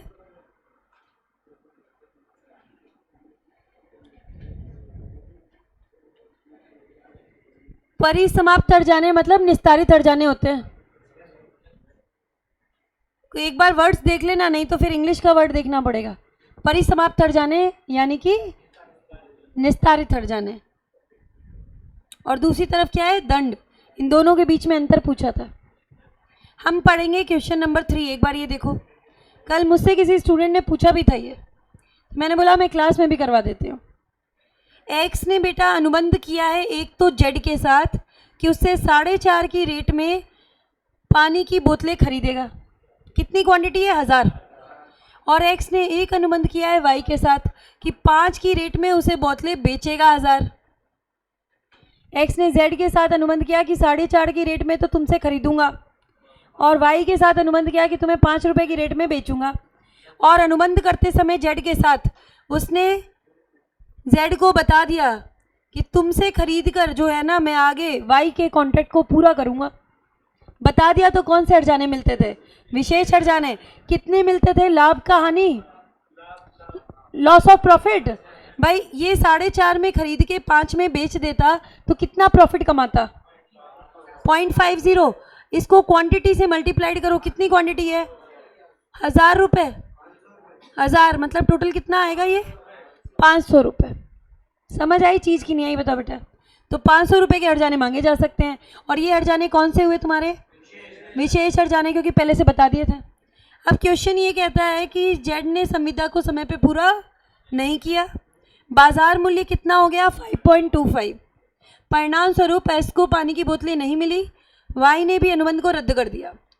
आपको ये बताना है कि एक्स परिस्थितियों में नुकसान की राशि की गणना करें जो एक्स परिस्थितियों में जेड से दावा कर सकता है। तो ये तो हमने अभी भी निकाल लिया, कितना आया? ₹500। अब दूसरा पार्ट क्या कहता है क्वेश्चन का वो सुनो। यदि जेड ने वाई के संविदा के बारे में सूचित नहीं किया होता तो कितने मिलते? अगर सूचित नहीं किया होता तो सामान्य या साधारण हर्जाने मिलते। वो कैसे निकालते हो? बाजार मूल्य अनुबंध मूल्य का अंतर। बाजार मूल्य तुम्हारा कितना है? 5.25। अनुबंध मूल्य एक्स और जेड के बीच कितना था? ₹4.5। 0.75 मल्टीप्लाई करो क्वांटिटी से, कितना? 1000, यानी कि कितने? ₹750। साधारण हर्जाने कितने मिलेंगे? ₹750 के। तो ये दिमाग से निकाल दो कि हमेशा विशेष हर्जाने ज़्यादा होते हैं। कई बार क्या होता है, साधारण हर्जाने भी ज़्यादा हो सकते हैं। डिपेंड करता है कि मार्केट प्राइस कैसे मूव करता है। समझ आई चीज़ की नहीं आई बताओ बेटा? हाँ भाई, कॉन्ट्रैक्ट की जानकारी दे दी, फिर तो बस प्रूफ देना है कि भाई मैंने इतने में इसके साथ कॉन्ट्रैक्ट किया था। पूरा मिलेगा? मिलेगा? नहीं 500 मिलेंगे अगर बता दिए तो। नहीं बता दिए तो कितने मिलेंगे? 750। नहीं बताया तो 750, बता दिया तो 500। विशेष हर्जाने देखो, कैलकुलेशन दिया हुआ है इसमें, अमाउंट सही आ रहा है क्या आपका? ये तो बस इतना चेक कर लो भाई। पहले तो 500 और दूसरे में 750। वैधानिक प्रावधान में क्या देके आओगे? धारा 73, केस का नाम हेडले बनाम बैक्जेंडल, अच्छे से कर रखा है हमने। फिर केस के तथ्य क्वेश्चन में ही होते हैं, कैलकुलेशन मैंने तुम्हें समझा दिया कैसे आया। विशेष हर्जाने क्योंकि जानकारी दे दी तो वो निकाल लिया तुमने। लॉस ऑफ प्रॉफिट कि भाई अगर पूरा कर लेता तो उसे कितना लाभ हो जाता, वो ले लिया इसने। तो अभी मैं एक बार 1-2 क्वेरी अगर कोई है तो देख लेती हूँ। असेट नहीं हो तो बेटा कुछ नहीं मिलता, अगर असेट्स नहीं होती तो कुछ नहीं मिलता। हाँ बेटा मोनू, अपने कोर्स में धारा 75 तक ही है, क्योंकि अपने सीए फाउंडेशन में सामान्य सिद्धांत वाला पोर्शन कवर्ड है। अपना अनुबंध अधिनियम 2 पार्ट में है, पार्ट 1 पार्ट 2। पार्ट 1 के अंदर सामान्य सिद्धांत है और विशिष्ट अनुबंधों को दिया गया है पार्ट नंबर 2 पे। पार्ट नंबर 2 हम कहाँ पढ़ेंगे? इंटर में जा करके। तो अभी हमने क्या पढ़ा है? पार्ट 1 पढ़ लिया है। तो किसी की कोई क्वेरी है तो बताओ बेटा मुझे। अब हम आगे स्टार्ट करेंगे, वरना वस्तु विक्रय अधिनियम 1930। ठीक है, तो अब स्टार्ट करने जा रहे हैं वस्तु विक्रय अधिनियम 1930।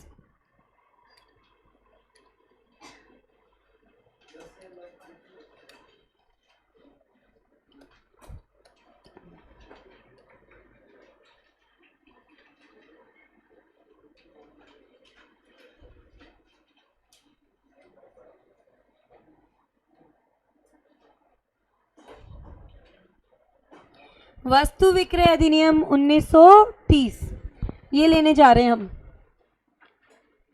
वस्तु विक्रय अधिनियम 1930 जो है भाई, पता तो चल ही रहा है अंग्रेजों के जमानों का है, वो तो सारा ही है। अब भाई अनुबंध अधिनियम भी ऐसा ही था, 1872 का था भाई। वस्तु विक्रय अधिनियम आया तुम्हारा 1930 में। भाई 1930 से भी तो पहले लोग विक्रय करते थे कि नहीं करते थे? करते थे, वस्तु को खरीदते थे और बेचते थे। तो पहले इसके प्रावधान कहाँ दिए हुए थे? भारतीय अनुबंध अधिनियम में। भारतीय अनुबंध अधिनियम में ही एक चैप्टर होता था, चैप्टर नंबर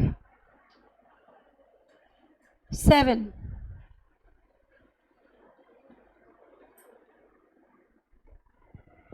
भारतीय अधिनियम अनुबंध अधिनियम के अंदर एक चैप्टर 7 होता था, उसको अलग किया, कुछ नए प्रावधान ऐड किए और एक अधिनियम बना दिया जिसका नाम क्या रख दिया? वस्तु विक्रय अधिनियम 1930। वस्तु विक्रय अधिनियम 1930। तो इसका पैतृक अधिनियम क्या है तुम्हारा? अनुबंध अधिनियम। आज के दिन भी अगर किसी मामले का उपचार वस्तु विक्रय अधिनियम में नहीं मिलता तो किससे हेल्प ले सकते हो? भारतीय अनुबंध अधिनियम से। भाई एक बच्चे को हेल्प की ज़रूरत है, सबसे पहले कहाँ जाएगा? पिताजी के पास। पैतृक अधिनियम क्या है इसका? अनुबंध अधिनियम। इसके पिताजी तो वही हैं, ठीक है। तो क्या होगा यहाँ पर कि अगर आपको हेल्प चाहिए तो कौन से अधिनियम की लोगे? भारतीय अनुबंध अधिनियम, ठीक है। कब लागू हुआ था? लिख लेना, 1 जुलाई 1930 को लागू हुआ था। 1 जुलाई 1930 को लागू हुआ था। पहले इस अधिनियम का नाम हुआ करता था भारतीय वस्तु विक्रय अधिनियम 1930। बाद में एक अमेंडमेंट आया था, संशोधन आया था और भारतीय शब्द को हटा दिया गया था और एक्ट को क्या नाम दे दिया गया था? वस्तु विक्रय अधिनियम 1930 या माल विक्रय अधिनियम 1930, ठीक है। इस अधिनियम के अंतर्गत थोड़ा सा यूनिट नंबर 1 के अंदर टॉपिक का सीक्वेंस मेरे अकॉर्डिंग रहेगा, क्योंकि आईसीआई तो पहले डालेगा सारी परिभाषाएं और मैं आपको इस तरीके से पढ़ाऊंगी कि भाई क्या चीज़ आपको पहले समझ में आनी चाहिए।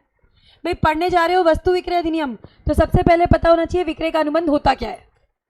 परिभाषाएं तो बाद में पढ़ेंगे, पहले क्या पढ़ेंगे कि भाई आखिर विक्रय का अनुबंध होता क्या है। तो हम लेने जा रहे हैं विक्रय का अनुबंध, धारा नंबर 4।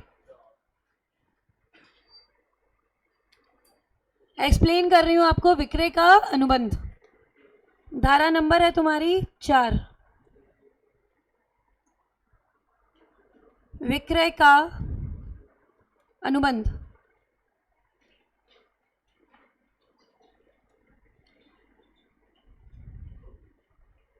एक ऐसा अनुबंध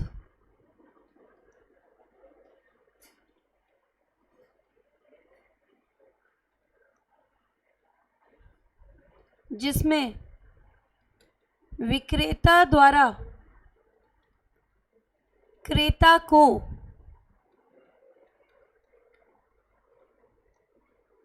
माल में संपत्ति का हस्तांतरण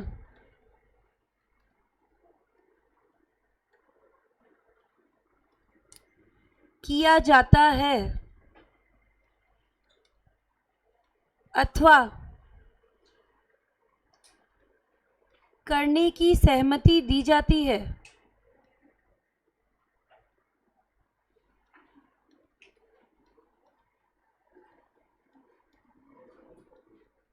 किसी निर्धारित मूल्य के लिए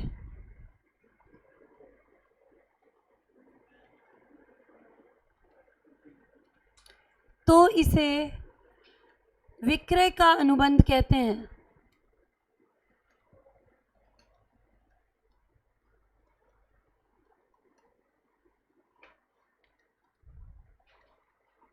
परिभाषा से ही सारे आवश्यक तत्व बन जाएंगे। तुम्हें आवश्यक तत्व अलग से याद करने की जरूरत ही नहीं पड़ेगी अगर तुमने परिभाषा अच्छे से समझ ली। सबसे पहले अनुबंध शब्द आएगा परिभाषा में, तो भाई विक्रय का भी अनुबंध है। एक पक्षकार द्वारा वस्तु को खरीदने या बेचने का प्रस्ताव दिया जाएगा और दूसरे पक्षकार द्वारा इसकी स्वीकृति दी जाएगी, ठीक है। वैध अनुबंध के आवश्यक तत्व जो आपने धारा 10 में पढ़े थे अनुबंध अधिनियम में, यहाँ पे भी होने चाहिए, यहाँ पे भी होने चाहिए। दो पक्षकार, कौन कौन से पक्षकार हैं? देखो, विक्रेता और क्रेता। कम से कम 2 पक्षकार होने चाहिए। एक से ज़्यादा विक्रेता हो सकते हैं, एक से ज़्यादा क्रेता हो सकते हैं, ठीक है। कम से कम 2 पक्षकार, 2 से ज़्यादा हो चलेगा। विक्रय का अनुबंध, विक्रय के अनुबंध की विषय वस्तु हमेशा माल होती है। अपना अधिनियम सिर्फ और सिर्फ माल यानी वस्तु यानी गुड्स पे लगता है, अपना अधिनियम सेवाओं पर नहीं लगता। और माल शब्द के अंदर भी सिर्फ और सिर्फ क्या लोगे? चल संपत्ति। अचल संपत्ति पर हमारा अधिनियम लागू नहीं होता। अचल संपत्ति के लिए एक अलग से अधिनियम बना हुआ है, संपत्ति हस्तांतरण अधिनियम। अचल संपत्ति कहाँ कवर होती है? उसमें होती है। समझ आई बात? तो हमारा जो अधिनियम है उसकी विषय वस्तु क्या है? माल। और माल में सिर्फ और सिर्फ क्या ली जाती है? चल संपत्ति। अपना जो अधिनियम है वो सेवाओं पर लागू नहीं होता, गुड्स पे लगेगा, सर्विसेज पे नहीं लगेगा। संपत्ति का हस्तांतरण किया जाता है। संपत्ति शब्द का अर्थ लिखो। संपत्ति शब्द का अर्थ है स्वामित्व, ओनरशिप। विक्रय के अनुबंध में क्या ट्रांसफर होता है? स्वामित्व। संपत्ति का हस्तांतरण है। संपत्ति का हस्तांतरण मतलब स्वामित्व का हस्तांतरण। फिर वर्ड आ रहा है, देखो, हस्तांतरण किया जाता है या करने की सहमति दी जाती है। हस्तांतरण किया जाता है मतलब तुरंत दे दिया ट्रांसफर, और करने की सहमति दी जाती है मतलब भविष्य में। तो क्या मैं कह सकती हूँ कि विक्रय के अनुबंध में विक्रय और विक्रय का ठहराव दोनों शामिल हैं?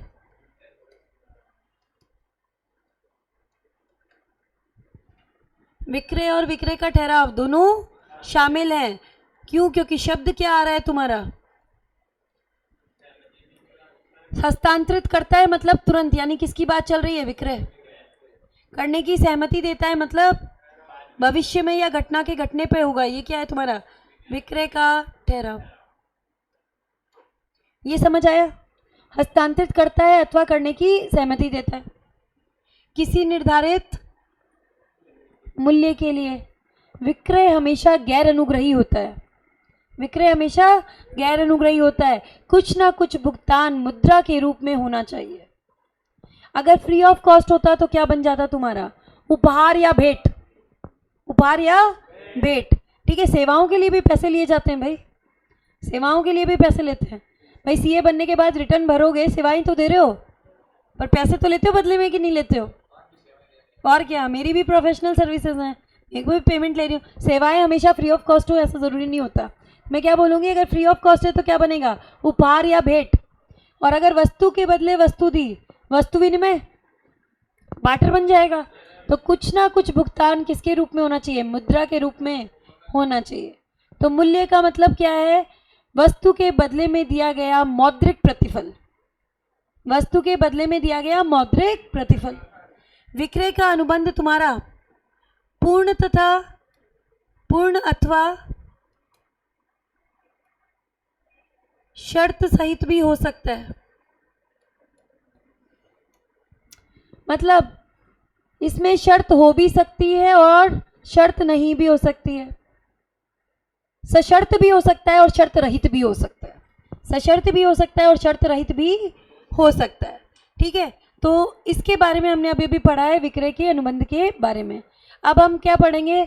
इसकी परिभाषा, इसके आवश्यक तत्व। एक बार मैं आपको यहां से भी करा देती हूँ। देखो,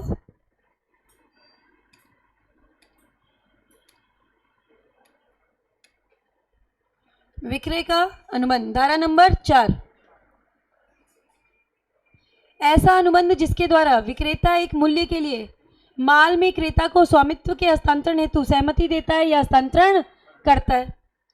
विक्रय में हस्तांतरण कैसे होता है बेटा? तुरंत। और विक्रय के ठहराव में कब होगा?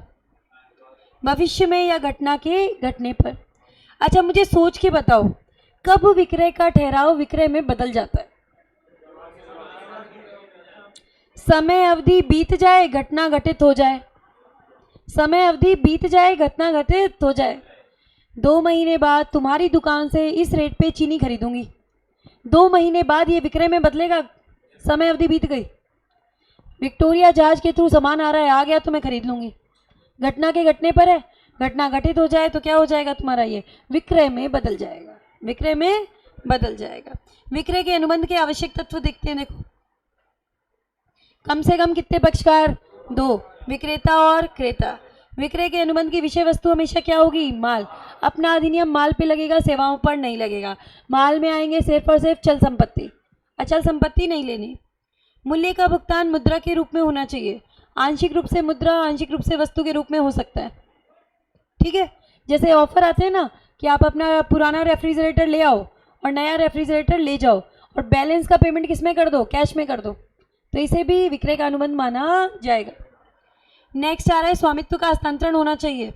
एक पक्षकार द्वारा माल को खरीदने या बेचने का प्रस्ताव और दूसरे द्वारा इसकी स्वीकृति भी होनी चाहिए।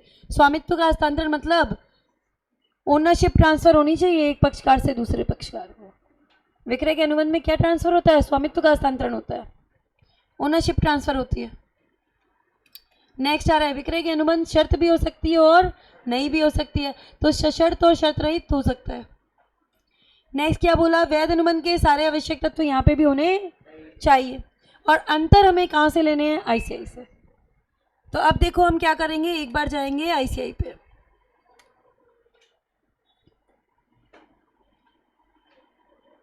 आईसीआई में मैं आपको पेज नंबर बता रही हूँ बेटा, पहले वहाँ पे आना। पेज नंबर ये आपका कौन सा है?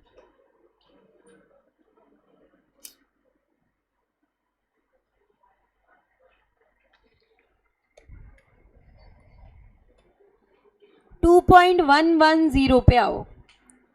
सबसे पहला टॉपिक मैंने आपको यही करवाया है, विक्रय तथा विक्रय का ठहराव। सबसे पहले विक्रय के अनुबंध के बारे में दिया हुआ है, देखो विक्रय का अनुबंध की परिभाषा।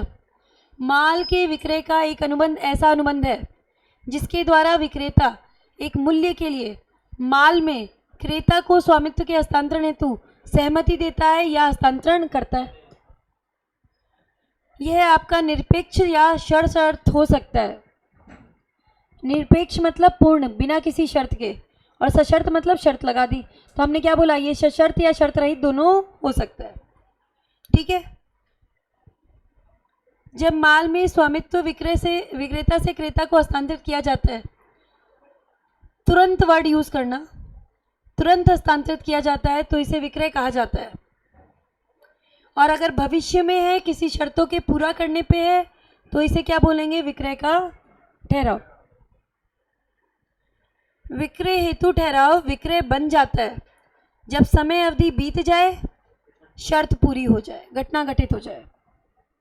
यही बताया था मैंने आपको कि भाई आपका विक्रय का ठहराव विक्रय में कब बदलेगा?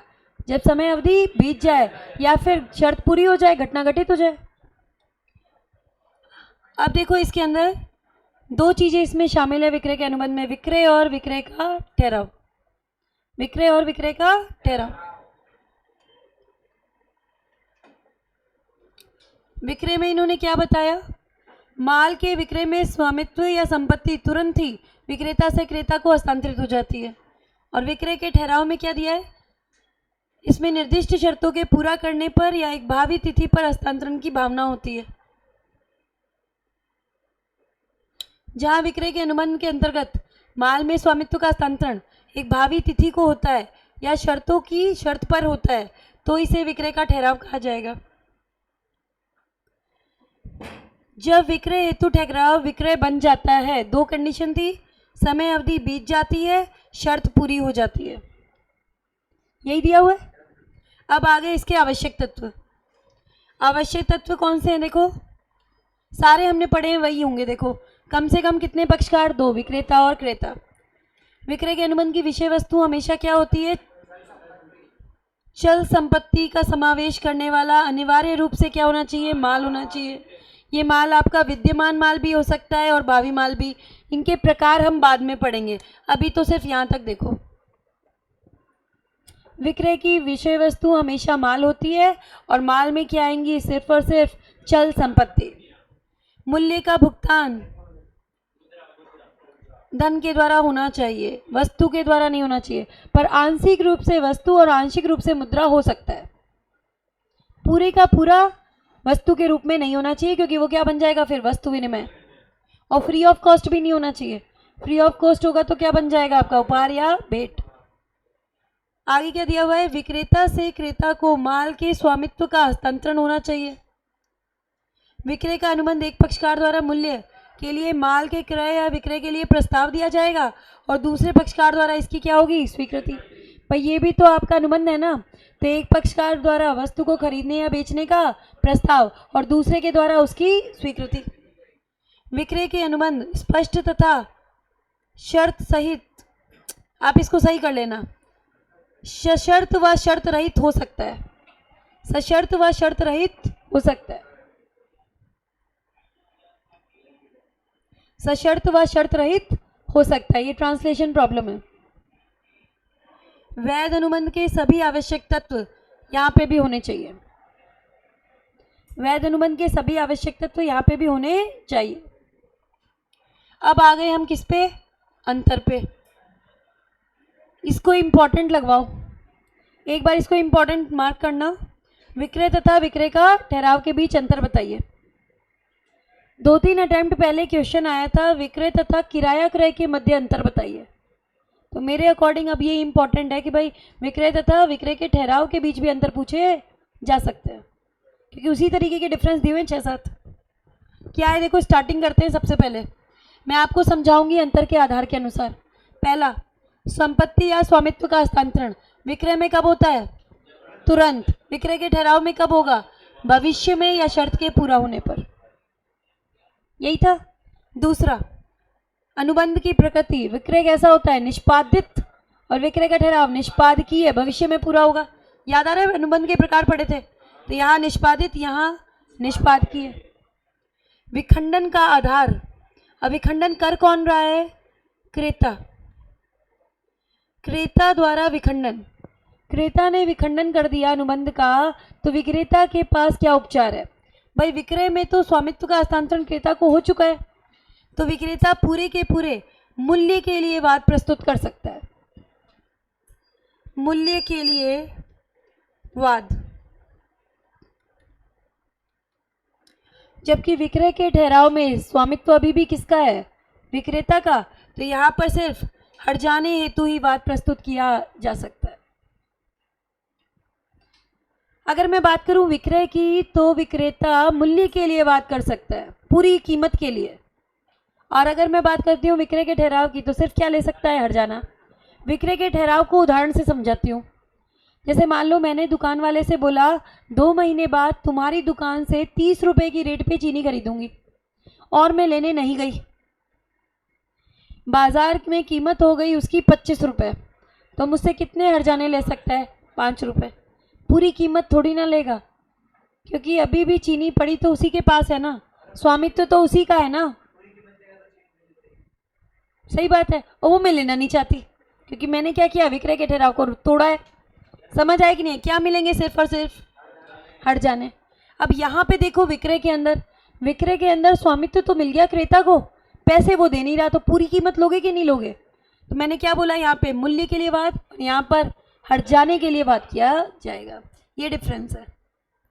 नेक्स्ट आ गया तुम्हारा पक्षकारों के दायित्व और जोखिम। ये दोनों पॉइंट मैं एक साथ बता रही हूँ आपको, 4th और 5th। जिसका स्वामित्व उसका जोखिम, जिसका स्वामित्व उसका दायित्व। विक्रय में स्वामित्व किसको हस्तांतरित हो गया? क्रेता को। तो दायित्व भी किसका? क्रेता का। जोखिम भी किसका? क्रेता का। जोखिम स्वामित्व का अनुसरण करती है, जिसका स्वामित्व उसका जोखिम। दूसरी तरफ स्वामित्व अभी भी किसका है? विक्रेता का। तो दायित्व भी विक्रेता का और जोखिम भी विक्रेता का। दोनों समझ आए कि नहीं आए? बताओ बेटा। लिखना चाहो साइड में लिख लो, जिसका स्वामित्व उसका जोखिम उसका दायित्व। जिसका स्वामित्व उसका जोखिम उसका दायित्व।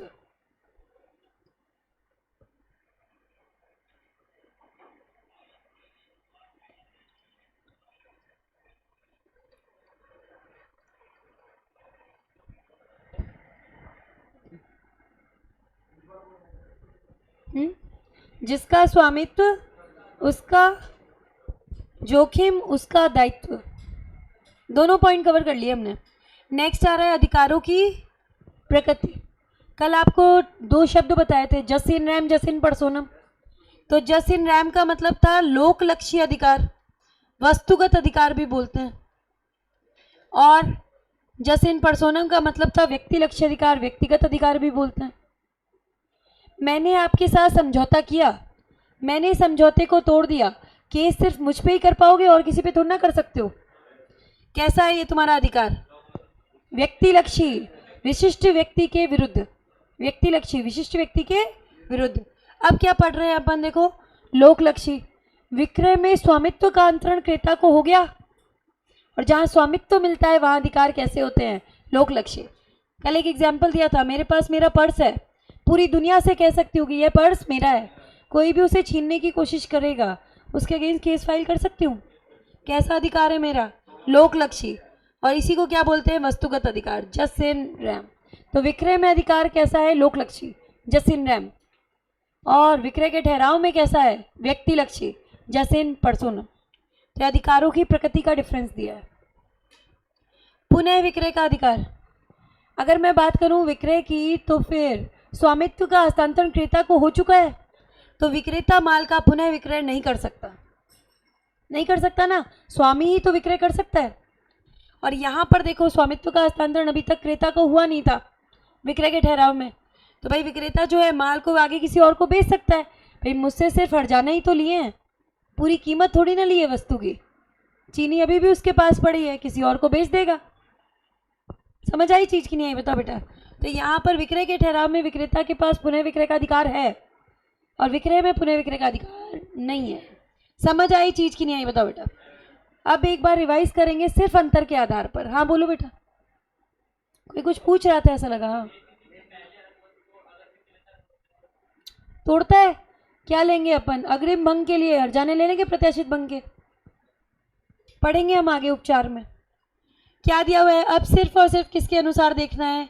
अंतर के आधार के अनुसार। आगे का देखने की कोई जरूरत नहीं है, सिर्फ आंसर करोगे। पहला, स्वामित्व का हस्तांतरण विक्रय में तुरंत, विक्रय के ठहराव में भविष्य या घटना के घटने पर, शर्त के पूरा होने पर। दूसरा, अनुबंध की प्रकृति, विक्रय कैसा है? निष्पादित, विक्रय का ठहराव निष्पाद किए। विखंडन का आधार, विक्रय में मूल्य के लिए वाद और विक्रय के ठहराव में हर्जाने के लिए वाद। दायित्व और जोखिम, विक्रय में कौन उठाएगा? क्रेता, और विक्रय के ठहराव में विक्रेता। जिसका स्वामित्व उसका जोखिम उसका दायित्व। ठीक है। अधिकारों की प्रकृति, विक्रय में कैसे अधिकार थे? लोकलक्षीय, जस्ट इन रैम, और विक्रय के ठहराव में जस्ट इन पर्सोनम, व्यक्तिगत। पुनः विक्रय का अधिकार कहाँ पे मिलेगा? विक्रय के ठहराव में। विक्रय में नहीं मिलेगा क्योंकि स्वामित्व का अंतरण किसको हो चुका है? क्रेता को। तो ये समझ में आ गया कि नहीं आया? बताओ बेटा। कोई भी 6 डिफरेंस बहुत अच्छे से करके जाना, 6 डिफरेंस है ना। आगे देखो किसके बीच में अंतर आ रहा है? विक्रय तथा किराया क्रय। ये आपके एग्जाम में एक बार पूछा हुआ है, एग्जाम में पूछा हुआ क्वेश्चन है ये आपका।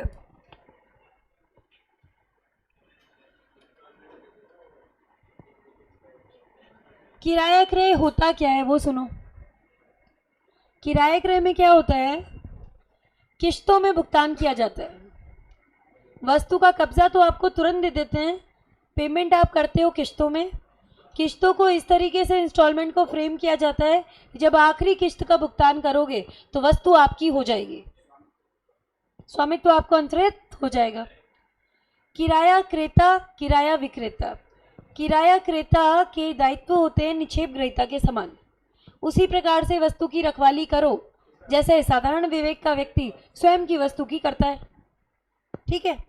यहाँ पर क्या होगा देखो, आपके पास अनुबंध को समाप्त करने का अधिकार है किराया क्रय में। जैसे मान लो मैंने एक मशीनरी ली आपसे, एक मशीन ली, ए ने मशीन दी किराए क्रय पर बी को। भाई कब्जा तो क्या है, तुरंत बी के पास आ गया और पेमेंट करना था 10 किश्तों में, 10 इंस्टॉलमेंट में। तीसरी इंस्टॉलमेंट बी ने पे की। तीसरी इंस्टॉलमेंट पे करने के बाद बी को ये लगा कि ये मशीनरी आगे मेरे कोई काम नहीं आएगी, तो क्या कर सकता है? ये वापस कर देगा किराया विक्रेता को मशीनरी, और आगे की किश्तों का पेमेंट करने की कोई ज़रूरत नहीं है। आगे की किश्तों का भुगतान करने की कोई ज़रूरत नहीं है। समझ आई चीज़ की नहीं आई? बता बेटा। ये समाप्ति का अधिकार कहाँ मिलता है? किराया क्रय में, और कोई पेनल्टी नहीं लगेगी। हाँ भाई 3 तो तुमने यूज़ भी तो कर लिया उतने समय तक, जो किस्तें तुमने भुगतान की उसके बदले में तुमने यूज़ भी तो कर लिया। आगे की किस्त तुम दोगे नहीं, वस्तु वापस चली जाएगी किसके पास? किराया विक्रेता के पास। फर्क नहीं पड़ता। किराया क्रय का अनुबंध कहता है समाप्ति का अधिकार है। समाप्ति का अधिकार क्या कहता है? कभी भी खत्म कर सकते हो, कभी भी खत्म कर सकते हो। करना क्या पड़ेगा? वस्तु वापस कर दो किराया विक्रेता को, और आगे की किश्तों का भुगतान करने का कोई दायित्व नहीं है। जितनी तुमने पे की उतना तुमने यूज़ कर लिया, एडजस्ट, खत्म। अगर हम बात करें इंस्टॉलमेंट में आपने कार खरीदी, ईएमआई पे कार भी तो खरीदते हो। सबसे बड़ा डाउट बच्चों के दिमाग में यही आता है कि मैम सेल भी तो किस्तों में हो सकती है ना, फिर किराया क्रय और इसमें अंतर क्या है? मेन डिफरेंस यही है, समाप्ति का अधिकार। अगर आपने कोई चीज़ ली इंस्टॉलमेंट में, विक्रय का अनुबंध बन रहा है, ठीक है, अभी इस केस के अंदर क्या होगा? अगर आप इंस्टॉलमेंट के पेमेंट में डिफ़ॉल्ट करते हो, किस्तों का भुगतान समय पे नहीं करते हो, तो क्या होगा? पेनल्टी लगेगी, लगती है कि नहीं लगती है? और ये माना जाता है अनुबंध भंग हो गया। जबकि किराया क्रय में तो आपके पास विकल्प है कि आपको कोई दंडित नहीं किया जाएगा, ये आपका अधिकार बनता है, आप जब भी चाहो इसे समाप्त कर सकते हो। बस आपको करना क्या है? वस्तु वापस कर दो, किसको? किराया विक्रेता को, और आगे की किस्तों का भुगतान करने की कोई ज़रूरत नहीं है। समझ आई चीज़ कि नहीं आई बताओ बेटा? ठीक है। अच्छा, जोखिम की बात करें, भाई जिसका स्वामित्व उसका जोखिम नियम पढ़ा था तुमने, पर किराया क्रय उसका अपवाद है। जहाँ स्थिति किसकी बनती है? निक्षेप ग्रहीता की, निक्षेपी की, वहाँ पर दायित्व हमेशा निक्षेपी उठाता है। किराया क्रेता की स्थिति निक्षेपी की है, तो दायित्व किसके ऊपर आएंगे? किराया क्रेता पर, जबकि स्वामित्व होगा किराया विक्रेता का। समझो चीज को, देखो 10 इंस्टॉलमेंट में बेटा पेमेंट करना था, 9 इंस्टॉलमेंट मैंने पे कर दी, एक आखिरी किस्त का भुगतान नहीं कर पाई। सिर्फ एक अकेली किस्त का भुगतान नहीं करने के कारण किराया विक्रेता को तो वस्तु वापस मिल गई, नुकसान तो मेरा ही हुआ ना भाई, मेरी 9 इंस्टॉलमेंट गई सो गई। समझ आई चीज की नहीं? रिस्क कौन उठा रहा है? किराया क्रेता। रिस्क कौन उठा रहा है? किराया क्रेता। किराया क्रेता सद्विश्वास में क्रेता को भी अच्छा अधिकार नहीं दे सकता। भाई जो चीज़ जिसके खुद के पास नहीं है वो किसी दूसरे को भी नहीं दे सकता। किराया क्रेता के पास स्वामित्व नहीं होता। कब मिलता है? जब वह अंतिम किस्त का भुगतान करता है। अंतिम किस्त का भुगतान करेगा तो किराया क्रेता थोड़ा ना रहेगा, स्वामी बन जाएगा। बन जाएगा कि नहीं बन जाएगा बताओ मुझे? ठीक है, तो किराया क्रेता सद्विश्वास में क्रेता को अच्छा अधिकार हस्तांतरित नहीं कर सकता। क्यों? क्योंकि उसके खुद के पास नहीं होता। जब स्वामित्व किराया क्रेता के पास नहीं है तो किसी सुयोग्य क्रेता को अच्छा स्वामित्व कैसे देगा? लेकिन अगर मैं विक्रय की बात करूं, मैंने बाजार से पैसे देके एक वस्तु खरीदी, अब ये वस्तु मैं आपको बेच रही हूँ पैसे लेके, आपको अच्छा स्वामित्व मिलेगा कि नहीं मिलेगा? बिल्कुल मिलेगा। क्यों? क्योंकि मेरे पास स्वामित्व था। भाई जिसके पास जो चीज़ है वही तो ट्रांसफर कर सकता है। ठीक है, तो यहाँ पर क्या कहेंगे? विक्रय में क्रेता सद्विश्वास में क्रेता को अच्छा अधिकार हस्तांतरित कर सकता है, जबकि किराया क्रय में क्रेता सद्विश्वास में क्रेता को भी अच्छा अधिकार हस्तांतरित नहीं कर सकता। क्यों? उसके पास अधिकार है ही नहीं। क्रेता वस्तु का आगे विक्रय कर सकता है, लेकिन किराया क्रेता वस्तु को आगे किसी और को बेच नहीं सकता। पूरा टॉपिक समझ लिया है, अब लेंगे डिफरेंस के अकॉर्डिंग। पहला देखो, स्वामित्व अंतरण का समय विक्रय में तुरंत, किराया क्रय में कब? अंतिम किस्त के भुगतान पर। अंतिम किस्त के भुगतान पर। नेक्स्ट क्या आ रहा है? देखो, पक्षकार की स्थिति। विक्रय में क्रेता की स्थिति कैसी है? मालिक की, स्वामी है, हस्तांतरित हो गई ना वस्तु। यहाँ कैसी स्थिति है? निक्षेप ग्रहीता के समान। उसी प्रकार वस्तु की रखवाली करनी है जैसे एक सामान्य विवेक का व्यक्ति स्वयं की संपत्ति की करता है। अनुबंध की समाप्ति। अनुबंध की समाप्ति, किराया क्रेता यदि वह ऐसा चाहता है शेष किस्तों को चुकाने के किसी दायित्व के बिना स्वामी को माल लौटाने के बाद अनुबंध को समाप्त कर सकता है। अधिकार है उसके पास। दो शब्दों से मिलके बना है किराया क्रय। किराए की फॉर्म में देते रहो, खरीदने का विकल्प जुड़ा है। खरीदने का विकल्प जुड़ा है, चाहे तो खरीदो चाहे तो मत खरीदो, बीच में कभी भी टर्मिनेट किया जा सकता है। दूसरी तरफ क्रेता अनुबंध को समाप्त नहीं कर सकता। क्रेता अनुबंध को समाप्त नहीं कर सकता, माल के मूल्य को चुकाने के लिए बाध्य होता है। क्रेता के दिवालियापन पर हुई हानि का जोखिम, दिवालियापन की जोखिम का भार। बेटा दो पक्षकार, एक विक्रेता और एक क्रेता। एक पक्षकार दिवालिया हुआ, हानि हमेशा दूसरा ही तो उठाएगा। कौन दिवालिया हुआ? क्रेता। हानि कौन उठाएगा? सीधी सी बात है। किसकी हानि है ये? दिवालियेपन की। एक पक्षकार दिवालिया हुआ तो हानि दूसरे को ही उठानी पड़ेगी, दो ही तो पक्षकार हैं। दूसरी तरफ स्वामी यानी किराया विक्रेता कोई जोखिम नहीं उठाता। यदि किराया क्रेता एक किश्त चुकाने में असफल रहता है तो मालिक को अधिकार है कि माल वापस ले लें। तो जोखिम किसका है? किराया क्रेता का। लिख लेना, जोखिम किराया क्रेता उठाएगा।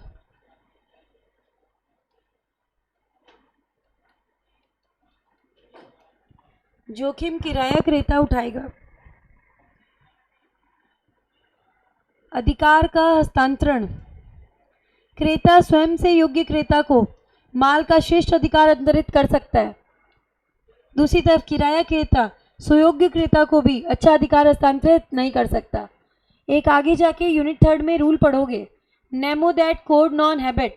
कोई भी व्यक्ति वो चीज़ हस्तांतरित नहीं कर सकता जो उसके पास नहीं है, सिर्फ स्वामी ही वस्तु का अंतरण कर सकता है। तो भाई किराया क्रेता के पास स्वामित्व तो नहीं है, इसलिए वो सुयोग्य क्रेता को भी अच्छा अधिकार नहीं दे पाएगा।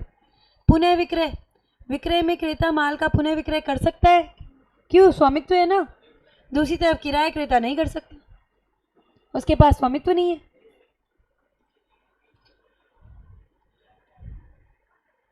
अब आ रहे हैं तुम्हारे डिफरेंस किसके बीच में? विक्रय तथा निक्षेप। निक्षेप याद आ रहा है, यूनिट नंबर 2 में पढ़ाया था। यूनिट नंबर 2 प्रतिफल में निक्षेप आया था शब्द। निक्षेप मतलब होता है किसी कार्य हेतु वस्तु दी जाती है और कार्य पूरा हो जाए तो वस्तु को वापस करना होता है। 2 प्रकार का होता था, अनुग्रही और गैर अनुग्रही। अनुग्रही मतलब बिना प्रतिफल के, और गैर अनुग्रही मतलब प्रतिफल के बदले। दोनों का एग्जाम्पल भी दिया था मैंने आपको।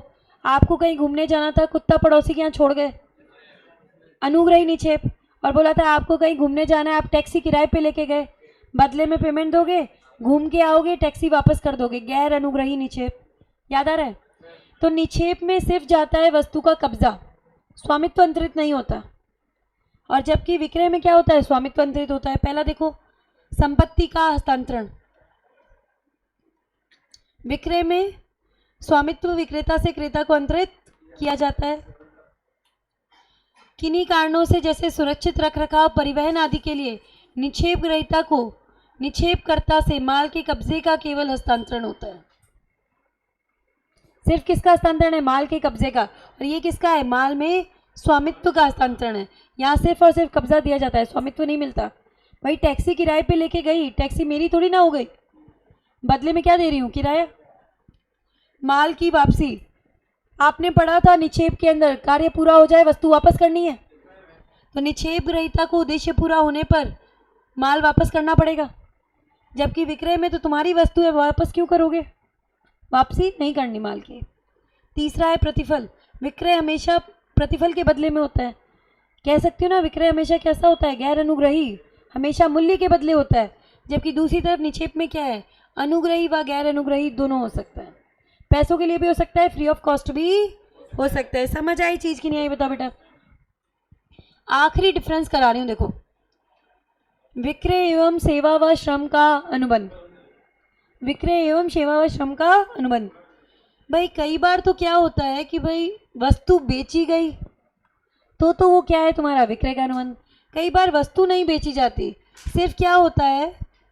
कुछ सेवाएं दी जाती हैं, श्रम का प्रयोग किया जाता है, तो इसे बोला जाता है सेवा व श्रम का अनुबंध। जैसे एक पेंटर हायर किया आपने कि मेरी पेंटिंग बनाओ, वो पेंटर कुछ बेच नहीं रहा, वो क्या दे रहा है? सेवाएं। किस में जाएगा? सेवा व श्रम का अनुबंध। आपने सोना दिया ज्वेलर को और बोला कि इससे ऑर्नामेंट्स बना दो, मेकिंग चार्जेस लेता है कि नहीं लेता है? लेबर चार्जेस होते हैं। कैसा है तुम्हारा? सेवा व श्रम का अनुबंध। इंटीरियर डेकोरेटर हायर किया कि मेरे घर को इंटीरियरली डेकोरेट करना है, सेवाएं दे रहा है, कुछ बेच नहीं रहा। सीए बनने के बाद आप भी अपने क्लाइंट को क्या दोगे? सेवाएं, कुछ बेचोगे नहीं। तो ये विक्रय का अनुबंध नहीं है, किसका अनुबंध है? सेवा व श्रम का अनुबंध। एक एग्जाम्पल लेते हैं जिसमें दोनों चीज़ें आ जाए, विक्रय का अनुबंध भी आ जाए, सेवा और श्रम का अनुबंध भी आ जाए। तो एक बंदा एक डेंटिस्ट के पास गया, उसके दांतों में कोई प्रॉब्लम थी, तो डेंटिस्ट के पास गया तो डेंटिस्ट ने उसको बोला कि भाई आपको कृत्रिम दांतों का सेट लगवाना पड़ेगा। और ये बोला कि भाई आज तक डॉक्टर ऐसे ही होते हैं ना, उनके साथ उनकी वो आउटलेट जुड़ी हुई होती है, जो दवाइयाँ लिखते हैं, जो सामान लिखते हैं, उन्हीं की आउटलेट पे मिलता है और कहीं तो मिलता ही नहीं है। ठीक है, तो बोला कि भाई चाहो तो मेरी इस आउटलेट से भी खरीद सकते हो। जब तक वो डॉक्टर अपने पेशेंट को सलाह दे रहा था, सेवा व श्रम का अनुबंध और जैसे ही उसने क्या किया, जा करके उसकी दुकान से सामान खरीद लिया, वो क्या बना, विक्रय का अनुबंध। समझ आई चीज की नहीं आई बताओ बेटा। क्या लिखा है देखो, माल का विक्रय ऐसा अनुबंध है जिसके अंतर्गत विक्रेता एक निश्चित मूल्य प्राप्त करके माल के स्वामित्व का हस्तांतरण क्रेता के पक्ष में करता है या करने का समझौता करता है। परिभाषा है, आगे देखो, परंतु जहां माल बेचा नहीं गया, सिर्फ क्या किया गया है, सेवा व श्रम प्रयुक्त किया गया है अथवा सेवा एवं श्रम प्रदान किया गया है, तो इसे विक्रय का अनुबंध नहीं माना जाएगा। सुनार को आभूषण बनाने के लिए सोना उपलब्ध कराना, उदाहरण। चित्रकार को चित्र बनाने के लिए देना, ये किसके उदाहरण है, सेवा व श्रम का अनुबंध। क्लियर है कि नहीं है बताओ मुझे बेटा। हमने क्या टॉपिक किया अभी, वस्तु विक्रय अधिनियम में, वो रिवाइज करो, खत्म करेंगे फिर क्लास। हमने पढ़ा था सबसे पहले कि विक्रय का अनुबंध क्या होता है, धारा नंबर 4, एक ऐसा अनुबंध जिसके अंतर्गत विक्रेता द्वारा क्रेता को मूल्य के बदले में माल में संपत्ति का हस्तांतरण किया जाता है या करने की सहमति दी जाती है। फिर हमने बोला विक्रय के अनुबंध में विक्रय और विक्रय का ठहराव दोनों शामिल है, ठीक है। और विक्रय का ठहराव विक्रय में कब बदलेगा, समय अवधि बीत जाए, घटना घटित हो जाए, शर्त पूरी हो जाए, ठीक है। फिर हमने बोला इसके आवश्यक तत्व क्या क्या है, कम से कम 2 पक्षकार, एक पक्षकार प्रस्ताव देगा खरीदने और बेचने का और दूसरा उसे स्वीकार करेगा। विषय वस्तु हमेशा माल होती है। विक्रय का अनुबंध सशर्त और शर्त रहित हो सकता है। वैध अनुबंध के आवश्यक तत्व यहाँ पे भी होने चाहिए। यही पढ़े थे कि नहीं पढ़े थे आपने बताओ। उसके बाद में हमने क्या पढ़ा, हमने पढ़ा कि भाई अंतर क्या क्या है, मेन जो अंतर है उनकी बात कर रहे हैं। विक्रय और विक्रय के ठहराव के बीच में, विक्रय तुम्हारा होता है निष्पादित और विक्रय का ठहराव निष्पादकीय है। विक्रय पूरा होगा तुरंत, विक्रय का ठहराव भविष्य में या शर्तों के पूरा होने पे पूरा होगा, ठीक है। विक्रय में दायित्व और जोखिम किसके, क्रेता के, और विक्रय के ठहराव में विक्रेता के, ठीक है। इसके अंदर हमने पढ़ा था विक्रय में अधिकार है तुम्हारे लोकलक्षी, विक्रय के ठहराव में व्यक्ति लक्ष्य। किराया क्रय और विक्रय के बीच अंतर लिया। किराया क्रय में बोला स्वामित्व का हस्तांतरण होगा किस्तों के अंतिम किस्त के भुगतान पर, कभी भी अनुबंध को समाप्त किया जा सकता है। किराया क्रेता के दायित्व निक्षेप क्रेता के समान होंगे। उसी प्रकार रखवाली करो जैसे साधारण विवेक का व्यक्ति स्वयं की वस्तु की रखवाली करता है। सुयोग्य क्रेता को किराया क्रेता अच्छा अधिकार नहीं दे सकता, किराया क्रेता वस्तु को आगे नहीं बेच सकता, यही सब पढ़ा था। फिर निक्षेप और विक्रय के बीच में अंतर है। निक्षेप में सिर्फ और सिर्फ कब्जे का हस्तांतरण है, स्वामित्व का नहीं है। दूसरा, निक्षेप में माल वापस करना है जबकि विक्रय में नहीं करना होता। तीसरा, विक्रय तुम्हारा गैर अनुग्रही होता है हमेशा, जबकि आपका निक्षेप अनुग्रही और गैर अनुग्रही दोनों हो सकता है। लास्ट पॉइंट क्या लिया, विक्रय तथा सेवा व श्रम का अनुबंध, जहां पर आपको कुछ बेचा नहीं जाता है, आपको सिर्फ क्या, सेवाएं और श्रम उपलब्ध कराया जाता है, तो उसको क्या बोला जाएगा, सेवा व श्रम का अनुबंध। सुनार वाला एग्जाम्पल, पेंटर वाला एग्जाम्पल, यही लिया था। आज यहाँ तक का टॉपिक ले रहे हैं, कल आगे कंटिन्यू करेंगे, ठीक है। कोई क्वेरी है किसी की तो मैं देखती हूँ एक बार।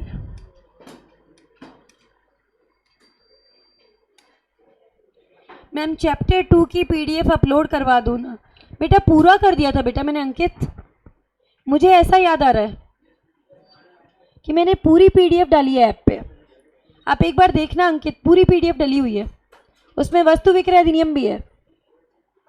और किसी की कोई क्वेरी है तो बताना बेटा, ठीक है। अर्पिता, आयुषी, भावना, नमन, किसी को कोई क्वेरी है नहीं तो चलो आज की क्लास ओवर करते हैं, कल अपन इसे आगे कंटिन्यू करेंगे।